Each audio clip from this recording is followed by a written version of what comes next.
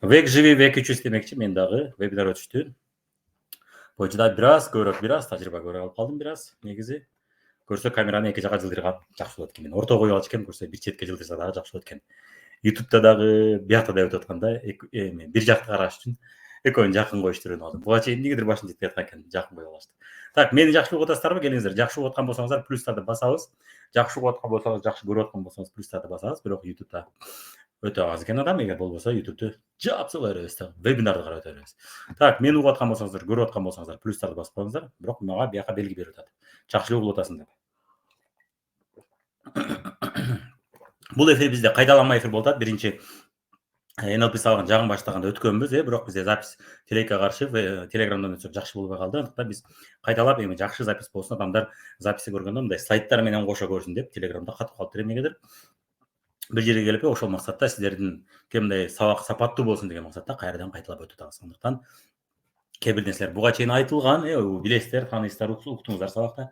Бирок слайдтарды телекке каршы көрө албай калдыңыздар, андыктан мен кайталап өтүп атам. Запись жакшы болуу максатында өтүп атам. Так. Ошон үчүн запистегилер дагы мына кээ бир нерселерди анча-мынча түшүнбөй калбасын деп мен биринчи күнү сабак өтүп атканда эле өтө берем силерге. Буйруса алдыда могул сабактар болот деп айтам. Ал сабактарды сиздер өткөн болосуздар. Ошондой.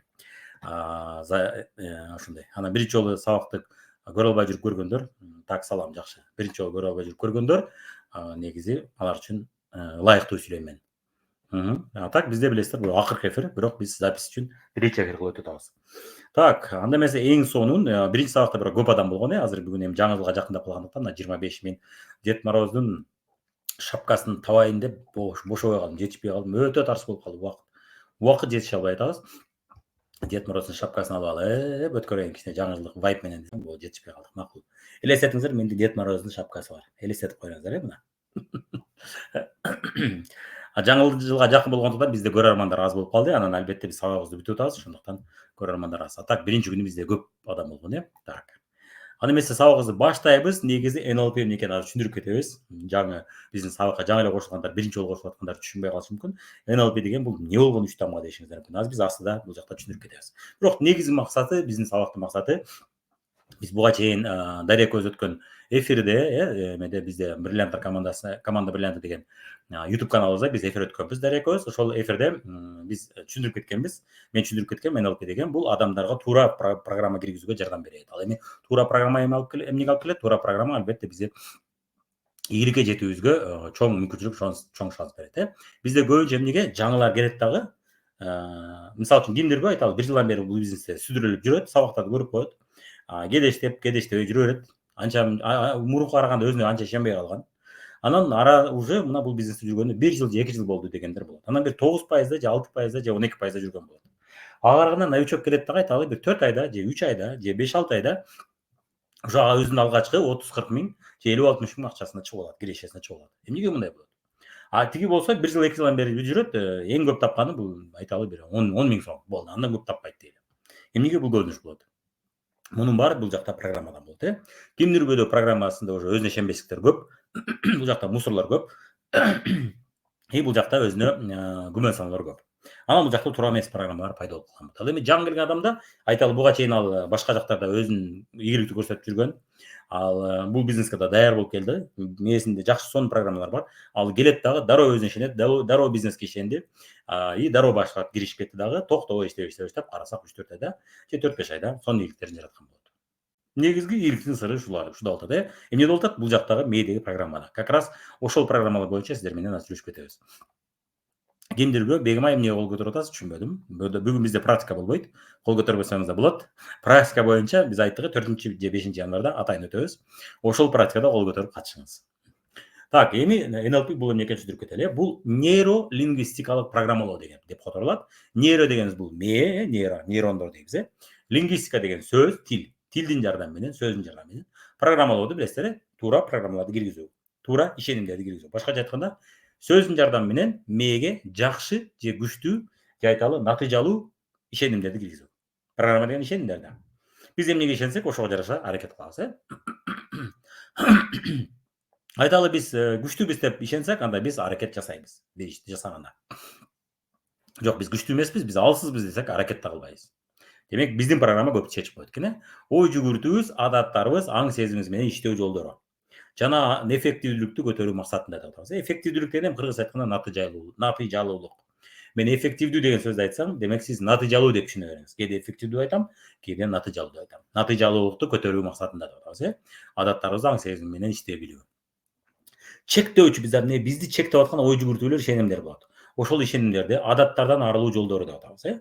Бизнеске, жашооңузга зыян тийгизбеш үчүн же зыян тийгизип аткан чектөөлөрдү, зыян тийгизип аткан ишенимдерди жок кылуучу ыкмалар деп атабыз. Астында көп практикаларды көрөсүздөр, көп ал жерде проработкаларды көрөсүздөр. Астында бизде сабакта сонун проработкалар, сонун практикалар болот. Ошол жерде сиздин бул жакта сизге тоскоол болуп аткан бир чектөөлөрдү жок кылганы биз жардам беребиз. Албетте бул сабакта баарын жетишпейбиз. Бизде NLP боюнча 2 чоң сабак болот. Бирөөсү мына сиз көрүп аткан сабак бул. Негизги бул жерде 7 сабак негизги, анан кошумча дагы 3-4 проработкалар же 5-6 проработкалар болот. Негизги 7 сабак болот бул сабакта. Ал эми мындан кийинки этап кылабыз биз өзүнчө уже бул теманы уже өткөндөр үчүн экинчи баскыч десек болот. Экинчи баскычта уже кошумча дагы сабактар болот. Ал жакта дагы башка ишенимдерди жок кылганга жардам берчү программалар менен иштейбиз. Же ушундай техникаларды колдонобуз.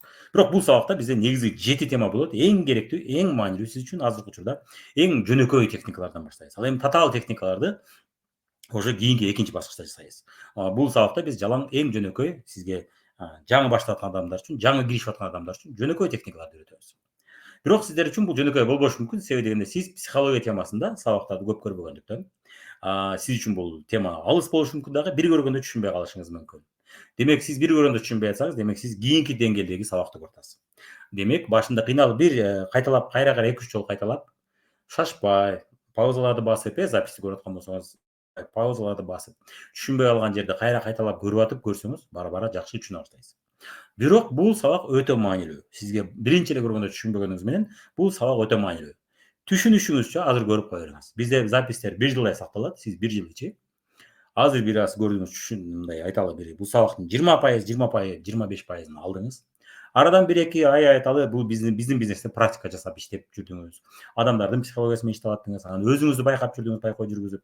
Анан кийин сизде кандай бир насмотренность деп коет. Бир нерсени көрө берсек эмне көзүңүз такшалып калат. Ошол сыяктуу көзүңүз такшалып калат дагы. Арадан айталы 2-3 айдан кийин дагы бир кайталап бул сабактарды көрсөңүз, уже сиз 20-25% эмес, кайталап көрсөңүз. Уже сиз 20-25% эмес, сиз уже айталы бир 30-40% түшүнүп каласыз. 30-40-50% түшүнүп каласыз да. Ошон үчүн азыр мен бир жолу көрдүм, түшүнбөй калдым. Демек муну мен эч качан түшүнбөйт экенмин дебеңиз. Бул убактылуу көрүнүш болушу мүмкүн. Анан деги эле мисалы үчүн эсиңизде байкадыңыздар беле, байкабадыңыздар беле, мен алгачкы бул бизнес жөнүндө, бизнес тематикада, психология темасында китептерди окуган китептеримди мен анча түшүнгөн эмесмин. Салыштырмалуу. Түшүнүшүм өтө кыйын болгон. Бирок ошол китепти окудум, алгачкы китеп. Андан кийин да башка китепти окудум. Андан кийин да андан башка китепти окуп жүрүп, менде эмне пайда болду? Мен жакшыраак түшүнүп баштадым бул теманычы. Эмне дегенде, менин мээм бул сыяктуу темаларга аралаша баштады. Ошол сыяктуу да болушу мүмкүн сизде. Сизде дагы ошол сыяктуу сиз үчүн жаңы тема болгондо башында түшүнбөй кыйналышыңыз мүмкүн. Так бул тема өзгөчө биздин бизнесте жүргөндөр үчүн бул идеалдуу тема. Өзгөчө биздин бизнесте 6 айдан бери, 1 жылдан бери, 2 жылдан бери жүрсөңүз, бул өтө идеалдуу тема. Бизнес тармагында, адамдар менен сүйлөшүү темасында, адамдар менен коммуникация, адамдар менен мамиле куруу темасында, лидер катары, жетекчи катары иштесеңиз, карьера курам десеңиз, коллектив менен иштеп. Анда бул сизге өтө керек тема. Муну мүмкүн болушунча жакшылап өздөштүрүп алыңыз. Мисалы үчүн мен билишимче, мурун мен NLP темасын жаңы өздөштүрүп баштаганда, бизде NLP боюнча адистердин бири айткан, менин тааныштарым бар, ушу NLP'ни жакшы өздөштүрүп алышкан. Андан кийин чоң кирейген команда курушту, имейлер болушту дегенде мен таң калам. NLP ушундай деңгээлге алып келеби? Анда мен түшүнбөдүм, эмнеге NLP'нин буга таасир этиши мүмкүн? Бул NLP адамдардын психологиясы, бизнес башка деп түшүнгөн эмесмин. Көрсө, бизнес бул команда куруу экен. Адамдар менен коммуникация, адамдарды башкара билүү, адамдарды туура жакка багыттай билүү, адамдарды үйрөтө билүү, адамдарды көндүрө билүү, кардарлардын психологиясын түшүнө билүү, кардарлардын психологиясына таасир эте билүү, кардарлардын проблемасын алдын ала прогноздой билүү, ошого жараша сунуш айта билүү, ошого жараша бизнести кура билүү. Көрсө, бул NLP дагы өтө бизнес курам деген адамга, жакшы акча табам деген адамга, ийгиликке жетем деген адамга кандай гана тармак болбосун, өтө керектүү техника экен. Бул музыканттар үчүн да керек болушу мүмкүн. Сөзсүз эле бизнес эмес. себеби дегенде өзүңдүн психологияңды түшүнгөн жардам берет. Эгерде мен азыркы психология боюнча билимдерим болгондо, мен мисалы үчүн ырчы болгум келет десем, мен азыр точно ырчы боло алат элем да. А бир убакта мен ырчылыкка кызыккам, бирок мага психологиялык билимдер жетпеген экен, мен ырчы боло албаган экенмин да, көрсөчү. Мен башка жактан өнүгүп, мен мисалы үчүн кимдир ырчылыкка жакын болот карагандан. Мен ошодон алысыраак болгон үчүн мен жакындаштын жолун билбеген экенмин. Азыркы психология менен болгондо мен оңой эле жакындап алат элем. Ну, эми тагдыр экен, зато мен өзүмдү бизнес темада таптым. Демек, NLP бул подсознанияны түшүнүүгө, аны башкара билүүгө үйрөтөт деп атабыз, Подсознанияны изилдөөчү, ага таасир этүү жөнүндө илим деп атабыз. Көбүрөөк натыйжалуу болууга үйрөтчү илим. Мындайча айтканда, сиз айталы 5 жылда жете турган натыйжаны сиз 2 жылда жете аласыз, же 3 жылда жете ала турган кылып коюп атат сиздин мээңизде. Бизде 2 мээ бар деп айтабыз, дайыма көп сабактарда угуп жүрөсүздөр. Сознание бир жагынан, экинчи жагынан подсознание. Сознание бул биздин мындай аң сезимибиз, биз баа берген биздин мээбиз. Мисалы үчүн азыр мени угуп атасыздар, мени көрүп атасыздар. Муну ким көрүп атат? Сознание көрүп атат.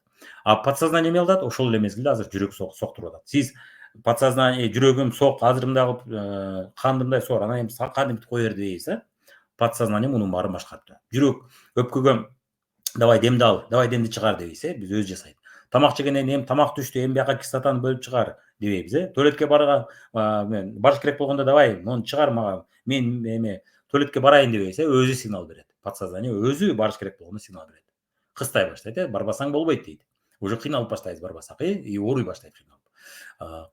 Ачышып баштайт, ооруй баштайт. Демек эмне? Мунун баары подсознание жасап атат. Бизде 2 мээ бар.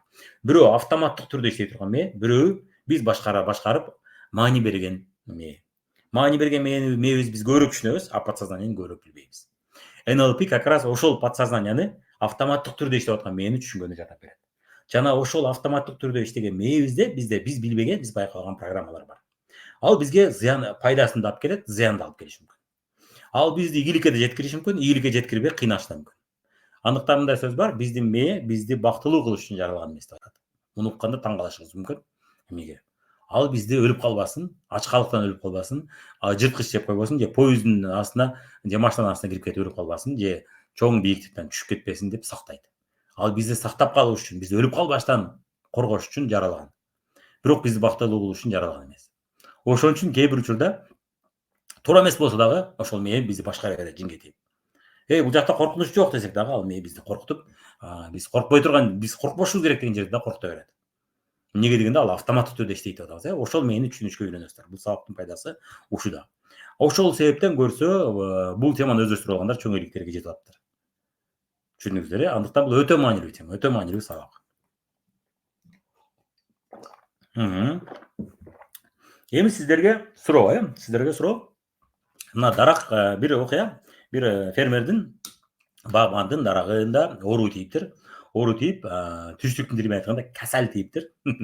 Оору тийиптир, анан ошол даракты эмне кылсам экен деп ойлонуптур. Эми сиздерге суроо, даракка оору тийсе эмне кылыш керек? Келиңиздер, варианттарды жазыңыздар. Эмне кылыш керек? Ал ооруй баштаптыр. Ооруй баштаганда эмне кылыш керек? Келиңиздер, жооптарды жазыңыздар. Жана ага кантип, кайсы жагын карап, кайсы жагына кам көрүшүбүз керек болот. Буга чейин сабакты көргөндөр уже биринчи бөлүгүн уже көрүп болгондор жазбай эле койсоңуздар болот. Варианттарды. Бул сабакты биринчи жолу көрүп аткандар жазыңыздар, Ал даракка кантип кам көрүшүбүз керек болот. Варианттарды жазабыз, келиңиздер кана. Дарылайбыз, эң туура, Айда. Дарылаганда кайсы жактарын дарыласак болот? Ал эмне себептен оорушу мүмкүн? Ал оору кайсы жагына тийиши мүмкүн? Элестетиңиз, оору тийди, биз мөмөсүн дарылап атабыз. Алма дейли, алмадан бак. Алма бакка биз дары чачып атабыз. Кайсы жагына чачышыбыз керек? Жалбырактарынабы, мөмөсүнөбү, шактарынабы, өзөгүнөбү, же тамырынабы? Бегим айтып атат, тамырына жалбыраган эң туура. Тамырын карашыбыз керек, тамырда кандай оору бар, Балким тамырда курт коюп кеткендир, балким. Аны тазалаш керек, балким. Ошол тамырда курттарды өлтүрүүчү дарыларды ташташ керек. Азоттон бериш керек тамырдан, балким. Ошол фермер мындай кылат экен, тамырын карайт экен. Эң биринчи тамырын карайт экен, тамырын дарылайт экен биринчи. Анан кийин тамырына керектүү азык заттарды берет экен, сиздер айткандай азотты берет экен. Анан таштагандан кийин ал дары күчкө толот экен да, ошол ооруну жеңип чыгат экен. Дарыны да таштайт экен, керектүү азык заты да. Анан натыйжасында ал дарак көп мөмө берет экен, көп алма берет экен. Демек, биздин учурда тамыр бул подсознание, биздин подсознание бул тамыр. Тамыр бизге, дарактын тамыры бизге көрүнөбү? Эми бул жерде сүрөттө көрүнүп атат, бирок жашоодо биз тамырын көрбөйбүз, Тамырды көрөбүзбү, көрбөйбүзбү? Албетте, туура айтасыздар, тамырын биз көрбөйбүз.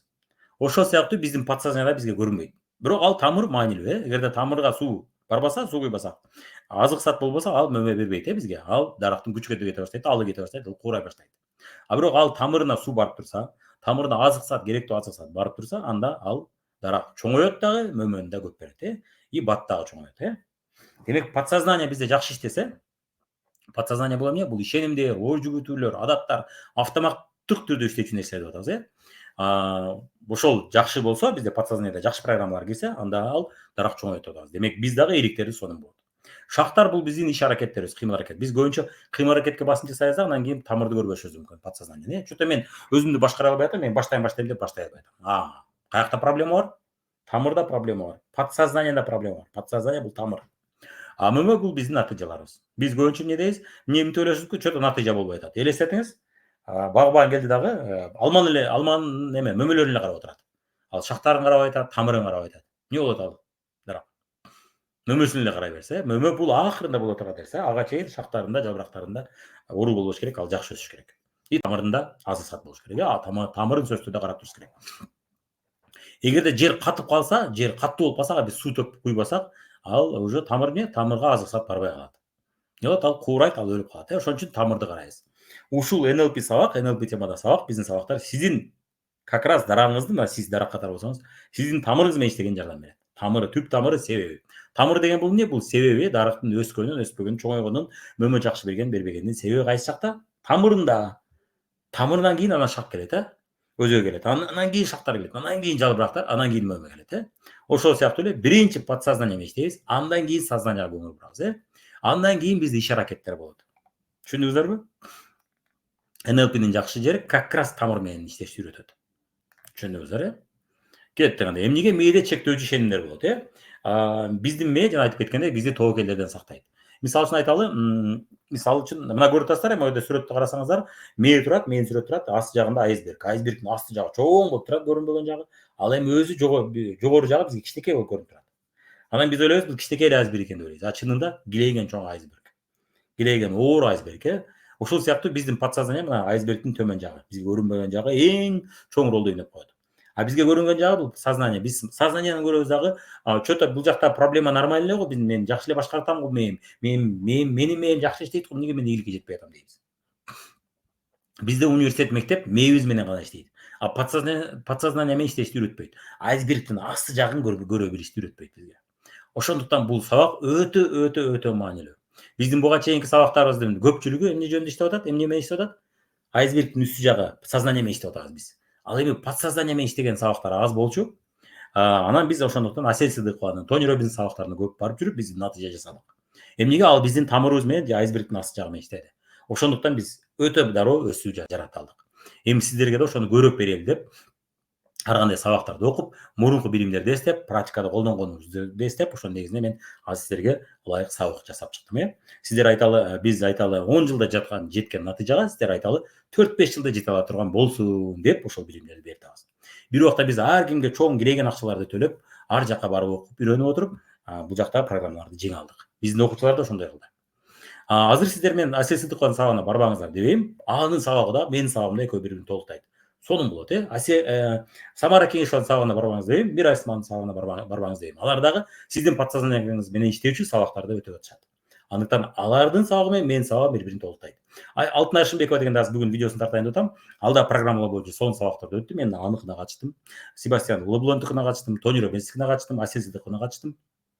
Буга чейин мен подсознание боюнча көп китептерди окугам. Буга чейин адамдар менен бул темада мен көп иштедим. Ошонун негизинде жасалып чыккан сабак болот. Демек биздин мээ эмне? Тобокелдерден сактайт. Элестетиңиз, бир убакта илгери кылымдар бою, бир убакта биз жапай адамдар болуп окшоп жашаганыбызда бизди жырткычтар оңой жеп койгон. Себеби бизде мылтык болгон эмес, Жаа менен ал арстанды өлтүрөм деп тийгизиш кыйын биринчиден, анан тийгизсең да аны бир 4-5 жаа атыш керек. 4-5 ок атып аны өлтүргүчө ал бизди жеп коюшу мүмкүн. Андыктан биз өтө кооптуу абалда жашаганбыз. Ошол себептен биздин мээ өтө коркок болот дагы. Коркунуч болгондо анча-мынча опасный, коркунуч, кооптуу моменттерде биз паникага чөбүз, Паникага чөбүз, анан биз качкан аракет кылабыз, Бей или биги деген программа иштейт. Же аны барып урушубуз керек, өлтүрүш керек, бизди жеп койбош үчүн, же болбосо качышыбыз керек деген программа иштейт, коркуу программасы иштейт. Ошол программа азыр деле бар, бирок биз көпчүлүк шаарларда, көпчүлүк чоң айылдарда, чоң региондордо бизди жырткыч жеп коюшу күмөн. Тоодо эле жашасак күмөн. Андыктан ал жака келе бербейт да, коркот бизденчи. Анан ал жакта атайын куралчандар бар да. Бизди коргойт, бирок ага карабастан биздин мээ дагы деле коркок мээ болуп иштейт. Бизди ар кандай кооптуу нерседен сактайт. Сактайм деп атат, анан бизге зыянын келтирет. Мисалы үчүн айталы, бир ишти баштаганда болбой калсычы деп коркобуз. Болбой калса эми көп болсо акчаңды жоготосуң, өлүп калбайсың, жеп койбойт жырткыч. Болбой калса көп болсо убактыңды жоготосуң. Мисалы үчүн биздин бизнесте эмне? Акча киргизбейсиң, нөлдөн баштайсың, колуңа келбей калса эч канча жоготпойсуң. Же болбосо тармактык маркетингде көп болсо 5000 сомдук же 2000 сомдук же 10 000 сомдук товар алып баштайсың. Башка бизнесте 100 000, 200 000, 500 000 сомдук товар алып баштайсың, болбой калса 500 000 жоготосуң, мисалы үчүн. Анан 2 жыл иштейсиң. Биздин бизнесте болбой калса көп болсо эми 2-3 айлыкты толуктап кое турган акча болот. Ал эми биздин компания менен иштесеңиз көп болсо ансыз эле алып жүргөн шампунь, идиш жуугуч каражаттарды 1000 сомдук аласыз. Анын башка жактан, башка дүкөндөн эле аласыз. Колуңуздан келбей калса көп болсо убакыт жоготосуз. Бирок ошого карабастан адамдар коркок болот дагы. Колуман келбей калсачы деп туруп, биздин бизнести баштабай жүрө бергендер бар. Эмнеге? Биздин мээ бизди дагы эле сактайын деп атат. Кой, убактыңды жоготуп койбо. Өзүңө ишенбей калба. Көңүлүң калып калбасын. Кой, убактың текке кетип калбаган, чарчап калба. Ошон үчүн лучше фабрик дейт. Мисалы үчүн биздин бизнес жасабай эле кой дейт. Андан көрө жөн эле тынч эле билген ишиңди жасай бер дагы, өмүр бою кыйналып 30 000 айлык иштеп жүрө бер. Кошумча 30 000 сага кереги жок дейт да. Анан эмне? Биздин подсознание бизге тоскоолдук келтире берет.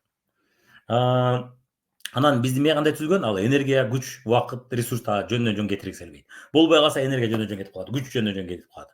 Эмнеге? Илгери дегенде адам баласы ачкачылыкты көп көргөн, Биз азыр эле ачка болбой жашап атабыз. Илгери айталы бир адамдардын 70-80% ачкачылыктан өлгөн учурлар болгон, ачкачылыкта жашашкан. Нан табыш кыйын болгон. Азыркыдай трактор айдайт деген болгон эмес. Андыктан анан айыл чарбасы гана болгон, тамак ашты сактоо жолдору азыркычалык күчтүү болгон эмес. Ошондуктан адамдардын көп ачкачылыктан өлүп калышы мүмкүн эле. Ошон үчүн бизди жөндөн жөн ачкачылык болуп атканда жөн жөн кыймылдай берип, майыңды жок кылып алба деген да. Азыр го май ашыкча проблема болуп атат, Тамак көп, ушунчалык арзан болуп, адамдар көп жеп, азыр семирүү деген проблема бар. Илгери ашыкча май болгон эмес. Ошон үчүн майыңды иштетпе, ашыкча кыймылдаба деген программа болгон. Бул миллиондор жылдар бою же айталы 10 000 жылдар бою бул программа бизде бар. Ал программа дагы деле түшүнгөн жок. Ачкачылык жок дегенди түшүнөр элек. Ошон үчүн ал 1000 арактаган аракет кылсак да запас топтой берет. Жок, бизге май керек, эртең ачкачылык болуп калса биз тирүү калыш керек дейт. Натыйжасында биздин ден соолукту өлтүрүп атат ал майлар. Жүрөгүбүз май басып, өпкөбүз май басып, бөйрөгүбүз май басып, боорубуз май басып, натыйжасында эмне болуп атабыз?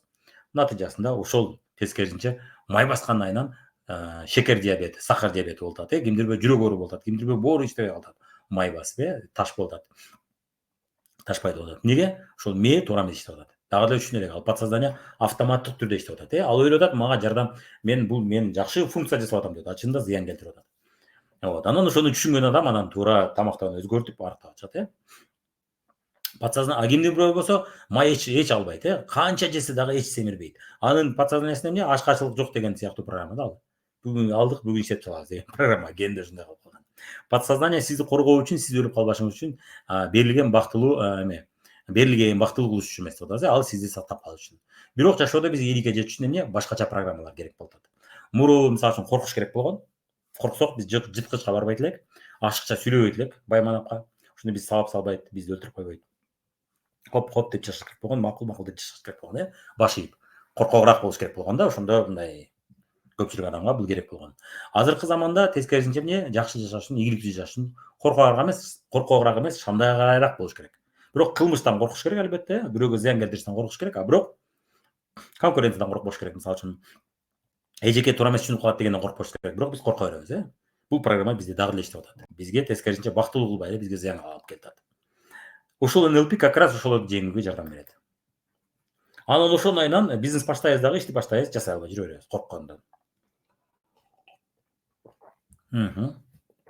Подсознание бул бала сыяктуу деп атабыз, Подсознаниянын тили башка экен.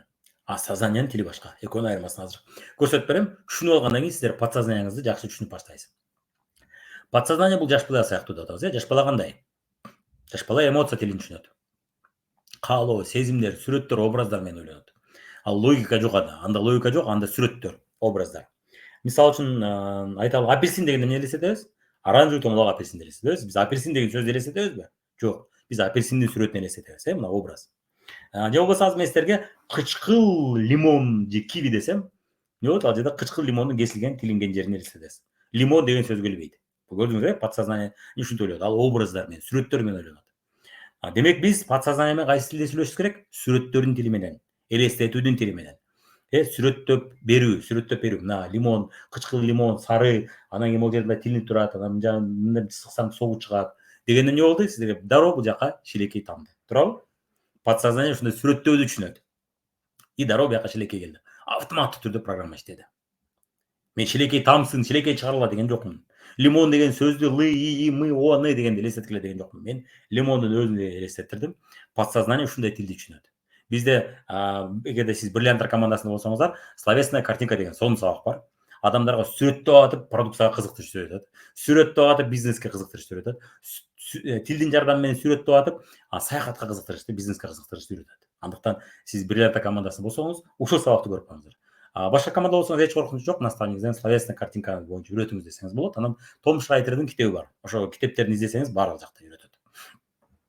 Подсознаниеда кайсы тилди түшүнөт? Каалайм, каалабайм, жасагым келет, жасагым келбейт, жагат, жакпайт, тартып атат, жүрөгүм тартпай атат, ишенем же ишенбейм, сезип атам же сезбей атам, комфорттуу же башкача айтканда мага жагат, жакпайт, ыңгайлуу же ыңгайсыз, жасагым келет же жасагым келбейт. Мындайча айтканда каалоолордун тилин түшүнөт экен, каалабастан. Ошон үчүн жаш балар хочу делаю, не хочу не делаю деп бизге характерин көрсөтөт. Мана эме болот. Чоң адам эмне дейт? Буга тарынганда мен өзүм эле жеңилем дейт. Азыр бул менен урушсам, талашсам жеңилем дейт.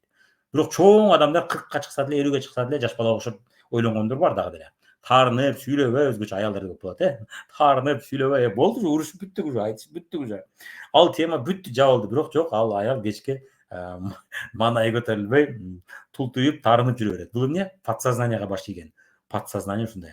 Сознанияга баш ийген адам өзүнүн подсознаниясын башкарат. Так, уруш бүттү. Азыр мен муну таарынганда эмне? Азыр акчадан кур калам дейт акылдуу аял. Кой, жакшы эле сүйлөй берейин дагы, акчасын алайын, мисалы үчүн. Же кой, жакшы эле сүйлөйүн дагы, эме, өзүм да өлтүрбөйүн маанайын. Убактымды кетирбейин жөндөн-жөн. Жөндөн-жөн өзүм күнүмө өлтүрбөйүн дейбиз дагы. Кимдирбей акылдуу аял жакшы сүйлөй баштайт. Эркек дагы ошол. Сознаниясын көрүп алат эркектерчи. Эркектер подсознаниясын бир аз көбүрөөк башкара алат. Аялдар бир аз азыраак башкара алат. Бирок жанагындай эмне деп коет? Куу деген эмес, мудрый аял, мудрый аял. Мындай аялдарча акылдуу деп койсок болот. Мудрыйды кандай десек болот? Мудрыйдын кыргызча сөзү барбы? Бар болсо жазып коюңуздар. Мээми жууп атасызбы дейт. Мээми ачып жууп салып койгондой болуп атасызбы дейт. Билим бергениңиздерге рахмат, Алла ыраазы болсун дейт. Эң сонун сабак болду да негизи. Экинчи жолу запись кылганыңыз жакшы болуптур. Мен мурункудан да жакшы айтып берип атам негизи. Так, көрүк ачылды менде бул темачы. 1,5 саат жетпей калат окшойт, 2 бөлүк кылып коет окшойт. Зато пайдалуу болот. Подсознание ушул тилди түшүнөт. Эгерде сиз подсознанияңызды угушту билсеңиз жакшы жери, мындан кийин подсознанияңыз менен сүйлөшө баштайсыз. Сүйлөшүп аны башкара баштайсыз. Сознание менен подсознаниянын контактысын жакшыртасыз. Экөө бири-бирин жакшы түшүнө баштайт. Сознание акырын подсознанияны түшүнгөн үчүн аны башкара баштайт. Элестетиңиз, жаш бала таарынып калды, бизге сүйлөбөй койду. Эми сиз сознание деген бул чоң адам, чоң адам. Так, сознание түшүрүп берейин биринчи. Сознание бул эмне? Бул жетилген, чоң жетилген инсан. Тил кандай тилди түшүнөт? Логика, пландаштырууду түшүнөт. Эсеп кысап түшүнөт. Жоопкерчиликти түшүнөт. Анан бул мага пайда же пайдасыз. Бул мени жакшылыкка алып келет же жамандыкка алып келет. Бул мени натыйжага алып келет, натыйжага алып келбейт деген түшүнөт ал. Түшүндүңүздөрбү? Выгодно, невыгодно, пайдалуу же пайдасыз. Полезно, не полезно деген түшүнөт, Мисалы үчүн айттык, эки адам урушуп кетсе, сознаниясы менен подсознанияны башкара алган адам, уже жаш жетилген адам да, ал взрослый. Айырмасы эмне? Жаш баладан айырмасы. Жаш бала таарынып отура берет кечке, маанайын кетирбей. Чоң адам, улайган же жетилген адам эмне кылат ал? Макул, тарынган уже учур кетти, тарынганда пайда жок же жана андан көрө буга жакшы сүйлөйүн дагы ишибизди бүтүрөйлү дейт. Же болбосо бизнес жасап аткан болсо, азыр мен урушуп кеттим макул, азыр урушпай сүйлөбөй койсом эмне болот? Бизнес өлөт ортодо. Ошончо мээнетим текке кетет. Анан дагы жаңы адам, дагы жаңы партнер издеш керек. Ортодо ошончо аны үйрөткөнүм бекерден бекер кетет. Кой, жакшы сүйлөй берейин дейт дагы. Кайра жакшы сүйлөй берет. Анан тиги жаш бала сыяктуу тарынган адам кайра жакшы сүйлөп калат. Биз аны да башкартабыз, өзү да башкартабыз. Керек эмес деген түшүнөт деп атабыз, маанилүү, маанисиз. Мен азыр ушуга таарындым, бул маанилүүбү, маанисизби? Экөөбүз бир кичинекей нерсени талаштык, айталы бир 100 сомдун айынан уруштук, же 200 сомдун айынан уруштук. Азыр 100 сомдун айынан урушуп отуруп 100 миңден кур калам. Деди дагы Кой бул маанисиз нерсе экен. Буга көз жумуп коерейинчи, макул жеңилдим деп коеюнчу. Ошо утулдум деп коеюнчу деп тургандан кийин эмне? Өзүн өзү башкарат да, андан кийин жакшы сүйлөп кете берет. Натыйжасын утат. Натыйжасында тиги да утат, бул да утат, эмне болуп атат? Тиги жаш балага теңелбей атат. Эслетиңиз, биз жаш бала тарынып калса, жаш балага теңелсек эмне болобуз? Жаш бала тарынып атат, тебинип атат, урушуп атат, биз дагы кошулуп урушуп атабыз. Сен эмнени теп атасың? Сен мени эмне уруп атасың деп урушуп баштадык. Эмне болот? Эртең бизге сотко соттойт, милиция алып келет. Өзүнүн баласын сабады урду деп, өзүн кармай албай. Анан баары күлөт. Эмнеге урдуң десе, мен жиндим келип өзүм кармай албай калдым. Баары күлөт, бул сен эмне жаш баласың дейт. Жаш балага да теңелесиң дейт, же болбосо алкаш бирөө мас болуп алып келди, кечке сүйлөп атат, биз аны болсо уруп атат. Эмне сүйлөп атасың деп уруп атабыз. Сырттан көргөн адам күлөт, сен жиндисиң, маска теңелип эмне кыласың? Бар да жаткырып кой, уктасын дейт, Ошондой жинге тийсе, гай чакырып алып келип туруп, милиция чакырып алып келип туруп алып кирип кетет, болду. Эч кимге тоскоол болбойт дейт, Теңелип отурасың, базым иштебейт дейт. Элестетиңиз, подсознанияны гана эме биз подсознанияны түшүнө билбесек, биз өзүбүздү башкара албайбыз. Түшүнүңүз, ал эми сознанияның жакшы жери эмне? Ал логика менен иштейт. Эми сознанияның негизги максаты подсознанияны түшүнө билиш керек, жаш баланы. Жаш балага теңелбеш керек бирок. Жаш балалардын каталарын көрө башташ керек. Биз NLP сабактарда как раз ошону үйрөтөбүз. Программалоо жана биз практикаларды жасайбыз, ошода биз как раз ошо керектүү, сиздин жаш балаңызга керектүү ал адашып аткан нерселердин сен адаштың дебейбиз. Же болбосо айтсак жумшак айтабыз. Бир убакта мен адашып калыпмын, эми мындан кийин мен монуга ишенем деп туруп, аны жаш баланы акырын жакшы тил менен алдап отуруп, анын ишенимдерин өзгөртөбүз. Анан биздин жаш бала бизге энергия берет. Жаш баланын жакшы жери эмне? Ал энергияга толгон. Чоң жетилген инсандын жаман жери ал чарчап калат. Эмнеге? Кечке ой жүгүртүү менен иштейт. Алда эмоция жок. Ал эс алышты билбейт. Жаш баланын жакшы жери ал эс алышты билет. Ал көңүл ачышты билет. Ал энергия беришти билет. Ал энергичный жүрөт, Жаш бала кандай болот? Энергичный. Дейт. Ал жаман жакшы дебейт. Ал бирисине айтсаң ишенет. Ух ты, сонун экен деп ал энергичный жүрөт. Подсознание ушунчу жакшы. Подсознание сизге сонун энергия берет. Сонун күч берет. Сонун дух берет. Эгерде сиз аны туура иштете билсеңиз. Эгерде бир эле сознанияга таяна берсеңиз, анда бат эле тез чарчап кала бересиз. Себеби ал кечке ойлонуу менен иш кылат. А подсознание ишти жеңилдете алат. Эгерде сиз туура жолго салсаңыз. Демек, эмне сознание баалуу эмес, сөз бердим жасашым керек дейт. Түшүнүксүз же түшүнүктүү деп ойлонот. Чынчыл же жалган деп ойлонот, пайдалуу эмес, пайдалуу деп ойлонот, Мындайча айтканда ал эсеп кысап менен жашайт экен. Подсознаниеде эсеп кысап жок. Подсознание мага жагат, жакпайт, энергия алам, энергия албайм. Мен жасагым келет, жасагым келбейт деп ал эмоция. Эмоциянын жакшы жери ал жерде энергия бар, ал жерде күч бар, ал жерде дух бар, ал жерде рахат алуу бар. Жашоодон рахат ала билүү. Ошондуктан экөөсү тең керек. Анан подсознанием жаман экен деп жүрбөңүздөр. Подсознаниени туура иштете билсеңиз, ал жерде сонун күч бар, сонун энергия бар. Подсознаниени туура иштетишти үйрөнүп алсаңыз, чоң натыйжалар жасай аласыз. А сознание ошону жеткенге жардам берет. Экөө бири-бирине сонун шерик. Бул мындайча. Аялдардын мышлениясы, ой жүгүртүүсү башкача, бул подсознаниега окшош. А эркектердин ой жүгүртүүсү башка, бул көбүрөөк сознаниега окшош. Эркек жалгыз болсо жашоосу суз болот, кызыксыз болот. Эркек байыбайт. Буну дайым угуп жүрөбүз, эркекке эмне керек? Үй бүтүн болсо, кийими бүтүн болсо, наны бүтүн болсо болду. Компьютер болсо ойнойт, футбол болсо көрүп отура берет ал. Ал мындай кымбат машина алайын дебеши мүмкүн да. Ал кымбат машина алайын, анын сонун ичи таза, өтө кооз ремонт болсун десе, ал балким өзү үчүн эмес, үй бүлөсү үчүн жасайт аны. И жашоо кызыксыз болуп калат аялдарсыз. А аялдар, жалаң аялдар болуп, эркектер жок болсо, анда ал жашоо аялдар үчүн оор болот. Эмнеге? Аялдар сознание, чоң жетилген адам аркылуу ойлоно албайт алар. Алар жанагы мостторду, көпүрөлөрдү, чоң үйлөрдү сала албайт алар. Алар жаш бала сыяктуу, Ошон үчүн экөө бири-бирине керек. Экөө бактылуу жашаш үчүн экөө бири-бирине, сонун керек, экөө бири-бирин толуктайт. Сознание менен подсознание да ошондой нерсе. Бирок көпчүлүк адам эмне? Подсознаниясын түшүнүштү билбейт. Биздин сабакта сиздер ошону үйрөнөсүздөр.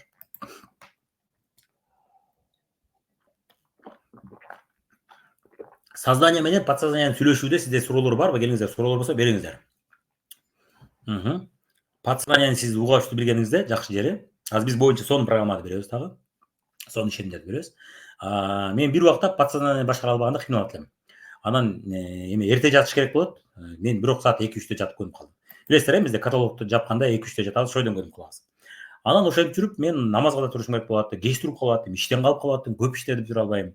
11-12-де турсам кыйын, анан шеф жок, өзүң калаганда турасың, өзүң калагандай саласың. Анан ошентип кыйналып жүргөндө, анан кечти үйшө жатсам, мен эмне аркташым керек, түнү жеп алам. А мен интервалдык голодание өтүп алдым. Кечиресиз. Интервалдык тамактануу өтүп алдым. Интервалдык тамактануунун жакшы жери мен арықтайм деген адамга, анан мындай ден соолугум жакшы жүрсүн, эртең сахарный диабет болуп калбайын деген адамга бул өтө пайдалуу. Анан ошону билгенден кийин эки эле маал жейм да тамак. Анан түнү жебеш берет ошон үчүн. Түнү жеген адам семирип кете берет. Анан мен арыктай албай кыйналып жүрдүм. Ошол мезгилде мен подсознаниемди жакшы түшүнгөн үчүн мен аны башкара алдым. Башында маани бербей, көңүл бурбай башкара албай кыйнала бердим. Эмнеге жеп атам, кантип жеп атам деп. Биринчи эле нерсе эмне болду? Мен 3 күндө бир жолу жеп алат экем дедим. 2 күн зато жебейт экем деп өзүмө успокоить эттим. Кабатыр боло бербей. Эгерде мен кабатыр боло берсем, анда мен кийинки кадамга жыла албайт элем. Мен түшүндүм. Азыр мен кабатыр боло берсем, менин подсознанием мени тескери жолго бурат азыр. Көп жей баштайм. Баары пайдасы жок экен, баары арыктай албайт экен деп таштап коем. Все подсознание жаш бала окшош, ал чыдабай кетет. Сознание башкарыш керек аны. Туура башкара баштадым дагы. Жок, баары бир таштабайм. Мен 3 күндө бир жолу жесем, демек 30 күндө 10 эле күн жейт экен мен түнү. 20 күн жебей атат экен. Дедим. Биринчиден өзүмө успокоить эттим. Андан кийин айттым, мен түнү жеп албаш үчүн эмне кылышым керек? Мен бишикке көбүрөөк каттай баштадым ошол мезгилде. Анан үйдө жашабай аттым. Мен бишикти көрүп жашап аттым. Биринчи отелде, андан кийин азыр квартирада жашап атам. Анан мен үйгө нан, пан, ошо нерсени алып келбей калдым. Жүрөк, күрүч андай нерсе алып келбедим. Отелде тем более алып келбедим. Мен помидор бадыраң, анан алма, алмурут. Ошо нерсени алып келип аттым. Семиртпей турган нерсе. Түнү жесең да ал күчтүү көп калорий бербейт. Өзгөчө бадыраң менен көп бербейт. Ошону алып келип аттым. Түнү жегим келсе ошону гана жеп аттым. Нан жегим келет эңсеп, тамак жегим келет, курсагым ачып кетчү. Бирок мен аны жебей аттым же, алып келбей аттым. Подсознанияга шарт бербей койдум. На сага мүмкүн жок. Шоколад, поколад андай нерсе так, шекер, пекер вообще албайм андайчы. Анан кийин ошол нерсени эмне кантип башкардым? Мен шарт түзүп койдум. Мына подсознание сага ушул эле тандоо. Сенин жегиң келди, мына же. Зато семирбей турган нерсе деп коюп койдум. Натыйжасында анча-мынча жесем дагы мен семирбей турган нерселерди жеп аттым. Биринчи нерсе ошол. Экинчи нерсе, мен ойлонуп көрүп мынтип түшүндүм. Мен кеш аткандын себеби мен эмне телефонго алаксып атам деп түшүндүм. Телефонго эмнеге алаксыйм? Айталы 10-11ге чейин иштейбиз, кээде 12ге чейин иштейбиз. Анан эмне? Мээ чарчайт. Чарчаганда подсознание айтат. Мен чарчадым, мага бир оюн керек, мага бир көңүл ачуучу нерсе керек. Деп туруп эмне кылабыз? Анан кийин Инстаграмга кирип алып баракчаларды карай баштайбыз. Күлкүлүү нерселерди көрөбүз. Кызыктуу нерселерди көрө баштайбыз. Ушак көрөбүз. Чарчадык да, себеби мээ салгыбыз келет. Анан эмне? Саат 10дон кийин, 11ден кийин бул кайсы убакыт? Өзүбүз үчүн бөлгөн убакыт. Эч ким тоскоол кылбайт, эч ким чалып жинге тийбейт. Баары уктады, мисалы үчүн, эч ким ата, апа деп келе бербейт. Анан эмне? Өзүбүз үчүн убакыт. Эгерде төшөктө эске албасак да, төшөктөн кийин, төшөк бирге убакыт. Анан ошол мезгилде эмне болду? Ошол мезгилде кечиресиз, так. Ошол мезгилде демек өзүбүз үчүн убакытты биз кантип кетиребиз? Өзүбүз үчүн коротобуз. Кызыктуу нерселерди көрө баштайбыз, анан алаксып бир убакыт арасы эле саат 2 болуп калган болот. Подсознание ойной баштайт. Демек бизге мындай эс алчу, көңүл аччу, ойной турган убакыт бул кайсы убакыт? Түнкү убакыт. Ошон үчүн биз эмне кылабыз? Түн алаксыйбыз. Ошону мен ойлодум. Эмнеге мен түн алаксыйм? Мен күндүз алаксысам болбойбу өзүмө дедим да. Өзүмө кичине убакыт бербейм дедим да. Подсознание алаксыйм дегенде кичине көрөм да, болду эми. Калганы мен эрте менен, эрте туруп көрөм дедим. Мага эмне бирөө урушабы мен эрте менен туруп көрсөм? Же түштө көрсөм бирөө урушабы дедим да. Эмнеге мен түнү көрүшүм керек дедим да. Давай эртең көрөм дедим да. Ошондон кийин эрте жатыш оңой боло баштады мага. Азыр уже көптөн бери мен азыр сабак өткөн үчүн кеч жатып калдым. Атак көптөн бери мен сабак кечке чейин өтүп кетет азыр 11, анан кол бетти жууп, тиш-пишти жууп, беттерди тазалап, сакал-пакалап жаткыча 12-1 болуп кетет азыр. Бирок сабак өтпөй атканда мен уже 12де как уже төшөктөн жаткан болуп калдым эле да. Эртең менен мен багымда тахажжудка турам депчи. Анан негизи эмне? Ошол алаксыган нерсем азайды меникичи. Так. Бир момент. Алаксыган нерсем азайгандай мага укташ оңой болду. Мен алаксыбай калдым. Демек эмне? Мен подсознаниени түшүндүм. Мен подсознаниени башкарышты билдим. Менин подсознанием оюн зоок керек болот, эс алуу катары. Мен ошону күндүз берем дедим. Күндүз кичинеден 10-15 мүнөттөн бере баштадым. Бере баштагандан кийин кечкурун мен көрүшүм керек сөзсүз деген нерсе келбей калды. Анан менде албетте приоритеттер өзгөрдү. Жок, менде эми жүрөгүмдө биринчи орунда Кудай, Алла турат, менде намазым турат, мен тахажжуд багымдатка турушум керек деп калдым. Эмнеге дегенде менин тилектерим бар. Ошол тилектеримди мен тахажжуд убакта айтып алайын. Максатым эртерээк жетейин. Менде башкача жашоого кетип атам деп, ошол жашоодо элестетип коем. Жаңы 3 бөлмөлүү квартира алышым керек. Анын үчүн айына инвестициянын өзүнөн түшүп турган 500 000 түшүп турган капитал жасашым керек деп ошонун үстүнө иштеп атам азыр. Эки кофе аппараты алдым. Жакында бир 6-7 чакты зарядный станция азыр квартирамды сатып туруп, зарядный станцияларды коем. Ошентип инвестициялардын өзүнөн эле мага 500 000 түшүп турса, квартирага мен 300 000 төлөп турам. То есть мен бизнесимен түшкөн акчаны тийбейм дедим да. лучше мурун түшкөн акчаны айландырып отуруп төлөй турган кылып коеюн. Мындай айтатканда байдын ой жүрүтүүсү болот. Ошого жетиш үчүн мен азыр эмне Тахажутта квартирам тезирээк сатылсын, андан түшкөн акчаны тезирээк мен зарядный станцияга кое алайын деп тилениш керек болуп атат. Күтүп атам да, себеби мамлекеттен күтүп атам бир жагынан жоопту, экинчи жактан кардарларды күтүп атам. Ошого эмне эртерээк туруп, эртерээк Тахажутта тилектеримди айтайын, зикир жалайын деп атам. И ошол максатта эмне эрте жатышым керек болуп атат. Ошол максатта мен подсознаниемди башкартам. Мен сага оюнзокту күндүз берем деп 10-15 мүнөт бердим. Подсознание макул деди. Көрдүңүздөрбү? Түшүнө билүү ушул. Дайнузер подсознанияга оюнзок керек. Ага алаксуу керек. Аны эс алдырыш керек менен. Ага награда бериш керек. Ага сыйлык бериш керек.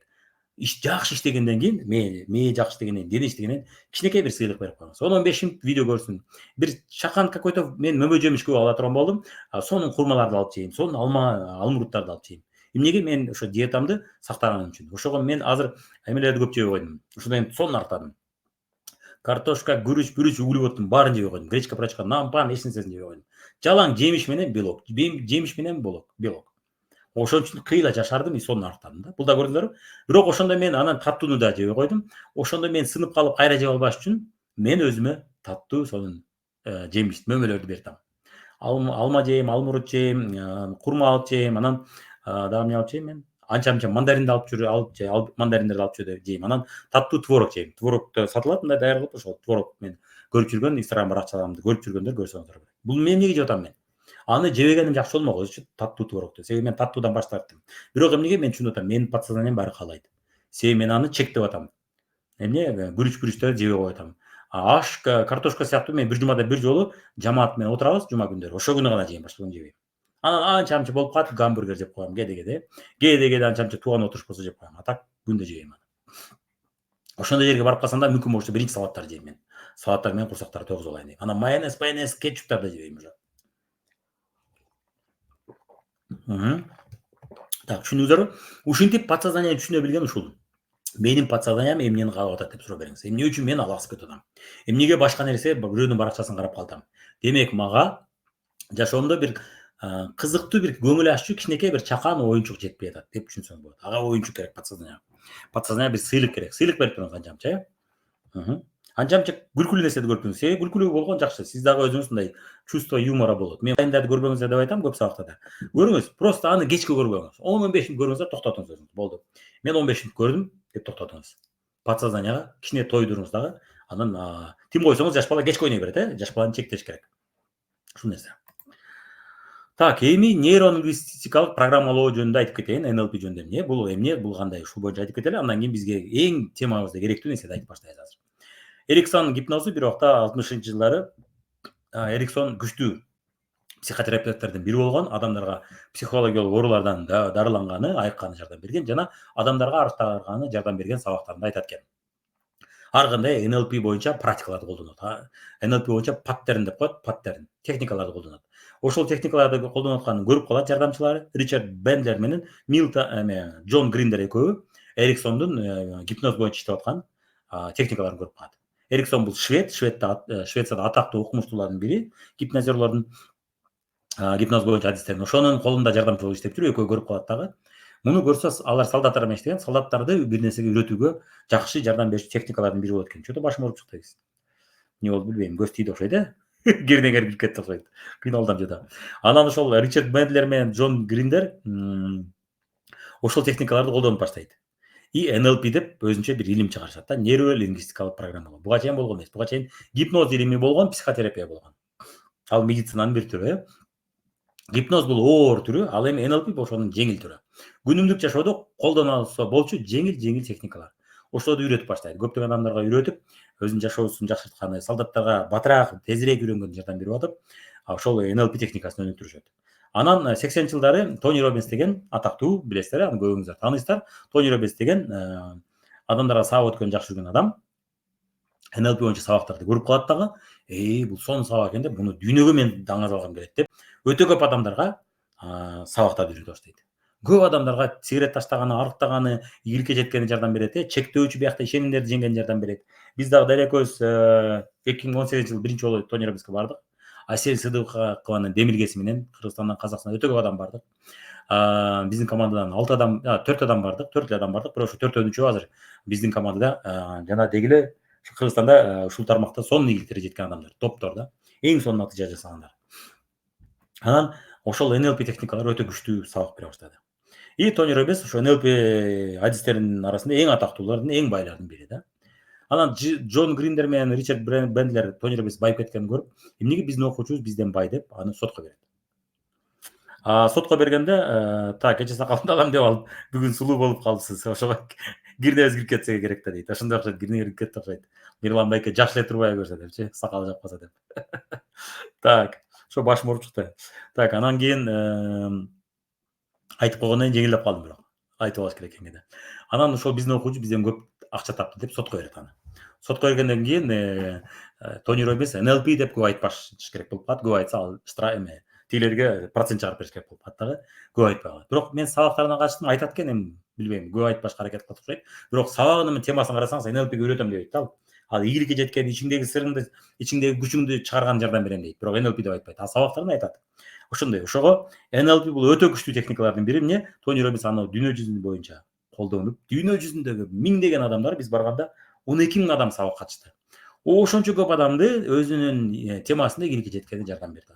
Эми алардын баары ийгиликке жетти дебейм, бирок көп адам ийгиликке жеткен үчүн менимче адамдар 10 000, 12 000 болуп барып атышат. Эгерде сабагы пайдасы болсо менимче ошончолук көп адам барбаса керек эле. Биз жеке биздин дарекөбүз өтө чоң пайдасын көрдүк тардан. Демек, эми биз темабызды айтып кетсек, бүгүнкү негизги темабыз бул NLP пресуппозициялары, башкача айтканда NLP'нин ишенимдери. Же жөнөкөй тил менен айтсак, NLP'нин постулаттары. Мыйзамдары дегенге окшош, бирок мыйзамдар эмес. NLP'нин ишенимдери же утверждениялери, NLP'нин айткан чындыктары деп койсок болот. NLP'нин чындыктары десек дагы окшош болот. NLP'нин чындыктарын түшүнүп алсаңыздар, жакшы жери бизнесте батыраак тезирээк ийгиликке жеткенине сизге жардам берет, багып берет, сонун багып берет. Демек, биринчи чындыгы бул карта бул территория эмес деген түшүндүрөт. Бул эмнеден түшүндүрөт? Мына караңыздар, мындай да, карта башка, территория башка деген түшүндүрөт. Карта деген бул эмне? Карта деген биз элестетүүбүз. Менин оюмча бул жер мындай түзүлгөн деп туруп картага чийип алдык. Бирок чындык башкача болушу мүмкүн. Мисалы үчүн, бул мына мерде картада көрүп атасыздар, слайдты көрүп аткандар. Австралия деп турат. Австралияда кайсы жери тоо, кайсы жери суу бар көрбөй атабыз, Демек, карта эмне? Толук камдуу бизге реалдуулукту бербей атат. Чыныгы жашоодо көрсөтө албай атат. Мисалы үчүн элестетиңиз, сиз айталы, сиз Бишкек же Оштун картасын, айталы, же Манас шаарынын картасын 10 жыл мурун түзүлгөн дейли. Сиз 10 жыл мурунку картаны көрүп атасыз. 10 жыл мурун Манас шаары, Ош шаары, Бишкек шаары башкача же 5 жыл мурун. Азыр ошол жерге барып карасаңыз, азыр жер башкача. Азыр ал жер башкача. Эмнеге? Андан бери көп башка үйлөр салынып кетти. Кимдирбей үйдү сатып алып, ал жерде бузуп башка нерсе курду. 5 жылдан карасаңыз, карта башка, чындык башка болот, Мына ушул карта территория эмес деген ушул. Карта башка, территория башка деген ушул. Карта бул биздин эмне? Бул биздин элестетүүбүз. Ушундай болуш керек деген биздин түшүнүгүбүз. Территория чындык башка. Мисалы үчүн, картада карасаңыз, тоолор айталы 3000 метр же 4000 метр жазылып турат, деп жазылып турат. 3000 метрди сиз мындай өз көзүңүз менен көргөнчө сиз түшүнбөйсүз, ал канчалык бийик экенин түшүнбөйсүз. 3000 метр экен, 4000 метр экен деп коесуз. Бирок тоо башыга кимдир барган, плюс басабыз, тоо башыга баргандар билесиздер, 4000 метр деген бул кандай экенин билесиздер. Ушунча бийикпи дейсиз. Ушунча бийик тоолорду курчап турабы биздин өлкөнү дейсиздер, таң калып. Ага чейин сиз айталы 1000 метрлик тоолорду көргөнсүз, 3000, 4000 метрди көргөн эмессиз. Бул башкача да, ух ты, кара кандай салкын экен дейсиз, ошонун чокусуна чыксаңызчы, бул такыр башка сезим. Карта ошол сезимдерди бере албайт. Түшүндүңүздөр, ошол биздин айтып аткан нерсебиз, адамдардын элестетүүсү башка, түшүнүгү башка, жашоо башка болушу мүмкүн. Адамдардын түшүнүгү менен жашоо дал келбеши мүмкүн. Анан сиздин башыңыздагы карта башка, анын же башындагы карта башка болушу мүмкүн. Башкача айтканда, сиздин башыңыздагы түшүнүк башка, анын түшүнүгү башка болушу мүмкүн. Бирок чындык такыр башка болушу мүмкүн. Же чындык экөөңүздөрдүн ортоңузда болушу мүмкүн. Түшүндүңүздөр, Азыр берде мисалдарда келет көрөсүздөр, адамдардын көз карашы ар кандай, чындык дагы ошого жараша ар кандай болот. Азыр мисалдарды айтканда түшүнөсүз. Мисалы үчүн сиздерге суроо, эң мыкты авто кайсы? Келиңиздер, суроо бериңиздер. Биринчи сабакты көрө электер, жазыңыздар. Көргөндөр жазбай эле туруңуздар. Ким кандай деп ойлойт? Дүйнөдө эң мыкты авто бул кайсы авто? Жазыңыздар варианттарды.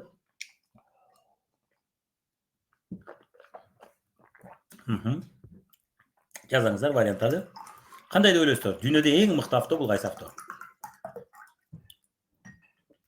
Так, жазабыз. Дүйнөдө эң мыкты авто бул кайсы авто? Варианттарды жазабыз. Батырақ жазыңыздар. Батырақ мага обратный связь бериңиздер. Так, ыңгайлуу. Көргөндөр жазбай туруңуздар деп атам. Бул сабакты көргөндөр жазбаңыздар. Көрөлүктү жазыңыздар. Балким көрөлүктөр жоктур. YouTube барсаңар жоксуңарбы? YouTube. Кимдир көрүп атабыз, YouTube. YouTube барсаңарбы? Так, жалаң көргөндөр окшойт, кайталап көрүп атат окшойт көпчүлүгү. Так.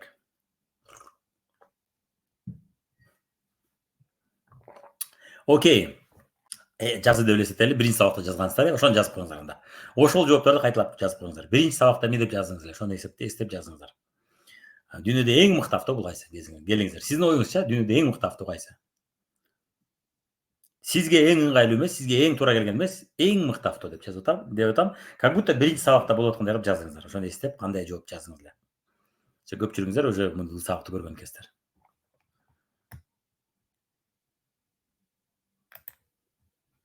Жазабыз, батыраак болуңуздар. Мени угуп атасыздарбы? Көрүп атасыздарбы? YouTube барсаңарбы, YouTube уктап калдыңарбы? Ысып кеттим бул жакта. Терезени жапсыз. Ачсам шум болуп атат. Келиңиздер, батыраак жазыңыздар. Вебинар бөлмөдө кичине жаздыңыз, түшүнүрөк, кыйыныраак түшүнөм аны. Жазсаңыз кээде экран качып кетет. Макул, жаздыңыздар деп элестетели. Мен биринчи жазган жоопторду эстеп кетейин. Кимдир жазды, мага Lexus жагат деп жазды. Lexus бир нерсе. Кимдир жазды, Camry 70 деп жазды. Кимдир айтты, мага BMW жагат деп жазды. Албетте кимдир айтат, Mercedes жагат деп айтат. Кимдир айтат, мисалы үчүн айтсам, Chang'an мага жагат дешим мүмкүн. Же болбосо BYD жагат дешим мүмкүн. Же болбосо мага Tesla жагат деп ар ким ар кандай жооптор жазышат, Эми бул жерде чындык кандай? Дүйнөдө эң мыкты авто жок.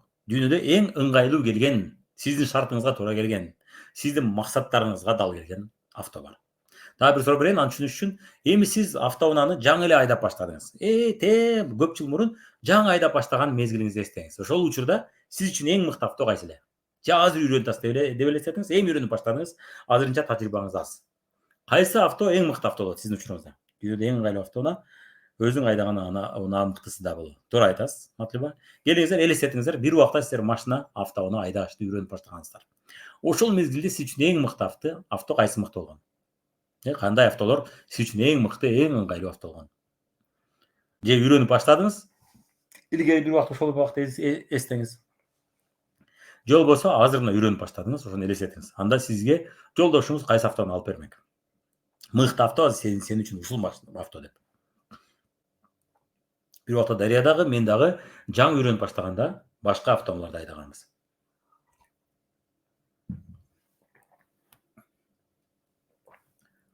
Жазыңыздар, жооптор жазабыз, барсыздарбы? Мен Виц айдаган дейт. Виц эски. Көбүнчө эски автоунааларды айдайбыз, Не жалко, сүзсөк дагы не жалко деген автоунаадан баштайбыз. Менде мага повезло, атамдын эски бир дизель автоунаасы бар эле, ак Мерс бар эле, 230. Ал эски эле, ошону айдап баштагам. Акырында жүрөт. Дизелдин жакшы жери ал акырына кетет да. Газды тепсең учкан бойдон кетет, дизель акырын күйүп алат. Мирван НЛП техникасы аябай жеңил түшүндүрүп берип атасың, практикаларыңда бизге ыңгайлуу экен. Ооба, рахмат. Демек, бир убакта биз өтө не жалко деген эски машиналарды айдап баштаган. Же болбосо арзан машина. Матис айдап баштаган, кимдирби? Матис сүзсөң да не жалко арзан. Оңдоштаган не жалко, анан арзан болгондуктан не жалко сүзсөк деле, урсак деле жасап коебуз. Анын запчастьтары деле кымбат эмес. Мындайча айтканда, арзан, не жалко, анан запчастьтары арзан. Жана аны оңдош арзанга түшөт деген автоунаадан баштаганбыз барыбыз, көпчүлүк. Биз автоунааны жаңы айдап баштаганда ушундай автоунаалар ыңгайлуу. Эски автоунаалар же болбосо арзан автолор, мүмкүн болуш экөө бир болсо жакшы болот. Жаңы болчу ошол машина болчу үйдө, башка машина жок экен да. Мага жаккан унаа Нива менен тоодо жашайм. Ошого бийик аппараты күчтүү башка унаалардан маркасын жакшы эле биле бербейм дейт.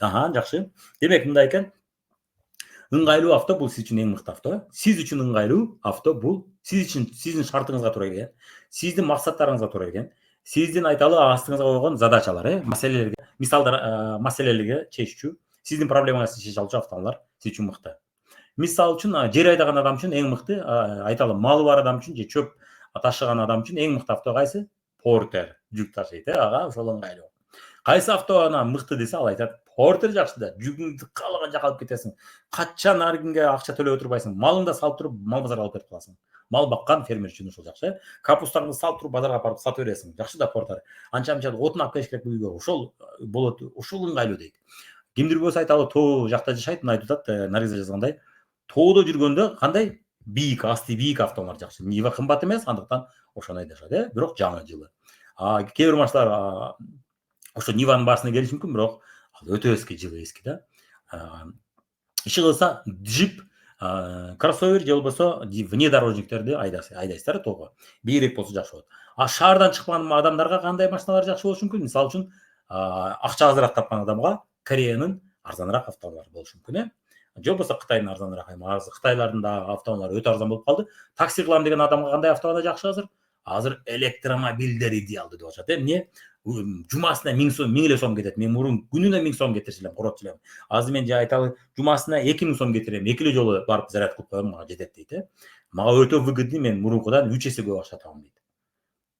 Кимдир бирөө айталы акчаны жакшы табат, жетекчи бир жерде мындай көрүнүктүү болуш керек, ал адам туура айтасыз, такси экономичный. Көрүнүктүү, ал эмне? Ал статусун көрсөтүш керек. Ал деген мен арзан автоунаа минбейм, мен деген мына крутой адаммын дегенди көрсөтүш үчүн ага эмне керек? Ага кымбат автоунаа керек. Жаңы чыккан автоунаалар. Мисалы үчүн Кореянын автоунаасы болсо да ага Genesis керек.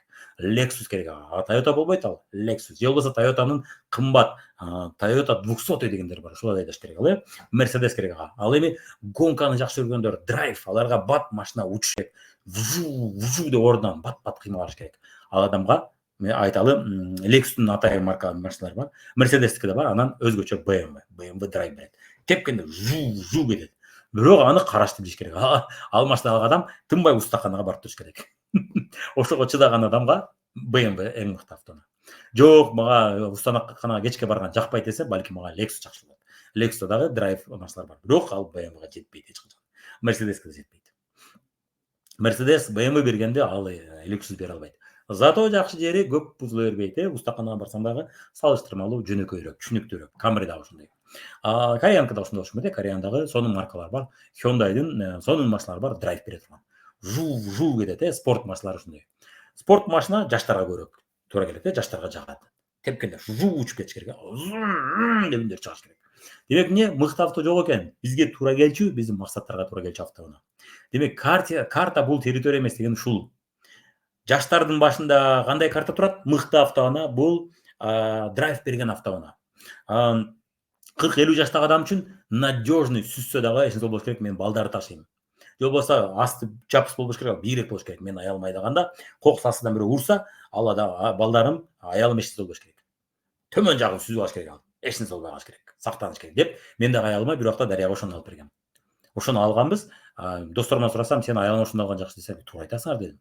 Ал пока опыту аз. Анча-мынча таш асты пасты тийип калбайт. Кенен айдай берет. Таш тийип алдым дебейт, бизге окшоп этият айдабаса, патыр-путур айдап кете берет. Деп ошондой алдым, ошого көнүп алды ал. Бийик автоунаа. Бирок менин машинама турганда, мен өзүмдүн машинамда атарбадай кетип аткандай болом. Сиздики жаман жумшактай дейт да. Меники назик, акырын айдаш керек, аккуратно айдаш керек. Меники тегиз жолдорго жакшы, аныкы кете берет, ал любой жерге кете берет. Демек эмне? Эң мыкты авто дегенде ар кимдин башында ар кандай элестетүү турат, ар кандай карта турат. Ошон үчүн карта бул территория деген эмес, бул биздин элестетүүбүз ар кандай деген түшүндүрөт. Мисалы үчүн элестетиңиз, сиз саякатка кызыгасыз. Бардыгына саякат жөнүндө айтып атасыз, анан Мирлан Батырханов айтып атат. Жаңы бизнеске келгенде мен ушундай элем. Мага саякат эмне кылам, мен акча табышым керек. Мен үй бүлө багышым керек. Мен айына 200 000, 300 000 табышым керек. Мына жерде үйүм турат, аны жаңылашым керек. Каякта саякат. Анан ошондой сыяктуу биринчи сабакка барганда, бир сабакка барсам, чакырышкан. Бир акча кетирип барганбыз, ошо залга төлөгөнбүз да. Барсам, адашпасам, азыркы 500 сом же 1000 сом төлөп баргам да. Барсам, кечке саякатта айтат, Эгипетке барып келген айтат. Ушунча убактымды ушуга кетирдим, акчамды ушуга кетирдимби дегенде, атайын Бишкекте болгон, Бишкекке келдим дегенде. Мага саякаттын нери бар, эмне кантип иштешти үйрөтпөйбү андан көрүп кеткем да. Демек көрдүңүзбү, менин картамда эмне болгон башында? Мени азыр булар бизнеске үйрөтчү нерселерди, акча табыш үйрөтчү нерселерди айтат деп барсам, мага саякатты айтты. Сиз элдин баарына саякатты айтып атасыз, саякат кызыкпагандар келбей атат. Же тескерисинче, менин бир лидерлеримдин бирөөсү пассивдык киришени бар кимге айта бериптир. Сурап келсем, эч өспөйт десеңиз, анан кийин эмнени айтып атасыз, адамдар эмне үчүн көрөсүз пассивный киреше. Анан айттым, пассивдик киришени көп түшүнбөйт. Аны мен түшүнөм, сиз түшүнөсүз. Болду, башка эч ким түшүнбөйт. Көп түшүнбөйт. Аларга Кол жашоону айтып бериңиз. Мисалы, кимдир бөгө ремонтун бүтүрө албай атса, ошо ремонту кантип бүтүрсө болот? Ошону айтып бериңиз. Деген анын программасы өзгөрдү. Көрдүңүздөр ушул карта бул территория эмес деген. Сиздин башыңыздагы карта бардыгынын картасына окшош эмес. Анын башында башка карта, сиздикинде башка карта. Демек, алардын башында кандай карта бар, ошону түшүнүш керек. Өзүбүздүн эле картанын баарына таңуулай бербей, Мына азыр карагыла, могу жерде мисалдарды көрөлү. Бул жерде картада сүрөттү караңыздар. Мына бизде вебинарды көрүп аткандар Гренландия караңыздар. Өзү азыркы биз көрүп аткан картада чоң кирейип турат Гренландия. Гренландия чоң болуп көрүнүп турат, Европадан да чоң болуп турат. А ошол эле Гренландияны эгер ортого жылдырсак, бул кичинекей Гренландия болуп калды. Эмнеге мындай болуп атат? Экваторго апарсак, андан да кичинекей болуп калды. Өзү кичинекей эле экен, Гренландия караңыздар. Австралиядан кичинекей экен өзү Гренландия. Чыныгы Гренландия. Мындай территорияны барып карасаңыздар, чыныгы Гренландияны көрсөңүздөр, ал кичинекей экен. Австралиядан кичинекей экен. А биздин картада Гренландия болуп атат, эмне болуп атат? Австралиядан чоң болуп атат. Эмнеге? Эмнеге дегенде глобус мындай, томолок. Глобуста, глобус эми биздин жер чындап томолокпу, шар. Глобуста ал Гренландия кичинекей. Бирок глобусту эртең картага жаябыз десек, мынтип жайылганда аралар ачык калып калат. Ошол араларын топтош керек, толтуруш керек. Өзгөчө өйдө жак, анан төмөн жак, Себеби глобустун өйдө жагы мындай томолок, аст жагы да томолок. Ошону мынтип тегиз кагазга жайганда аралар ачык калып калат. Эми алардын да кыркынды кылып көрсөтпөйбүз да картада, туурабы? Кыркынды кылып көрсөтө албайбыз. Демек эмне? Араларын толтуруш керек болот. Ошо араларын толтурганда Гренландия чоң болуп калат. Россиянын картасында ушундай. Россия чыныгы Россия кичинерээк, а бизде картада Россия чоң. Глобуста карасаңыз, Россия кичинерээк салыштырмалуу. Түшүндүңүздөрбү? Дүйнөдө эң чоң мамлекет бул Россия, Бирок Россия картада өтө чоң болуп көрүнөт. А чынында Африкадан да чоң болуп көрүнөт. Бирок ал Африкадан чоң эмес. Көрдүңүздөрбү? Мына Гренландия, мына караңыздар. Гренландия картада бир жагында мына кызыл жогору жакта чоң болуп турат, Австралиянын жанына апарса, Австралиядан кичинекей.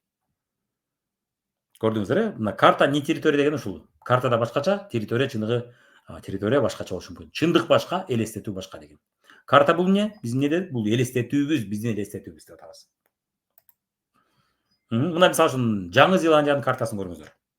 Эмне болуп атат? Россия тескери турат, Россия биз көргөн картада жогоруда турат, а бул жакта Россия төмөн жакта турат. Биз Кыргызстан кайда? Кичинекей көрүнбөй калдык.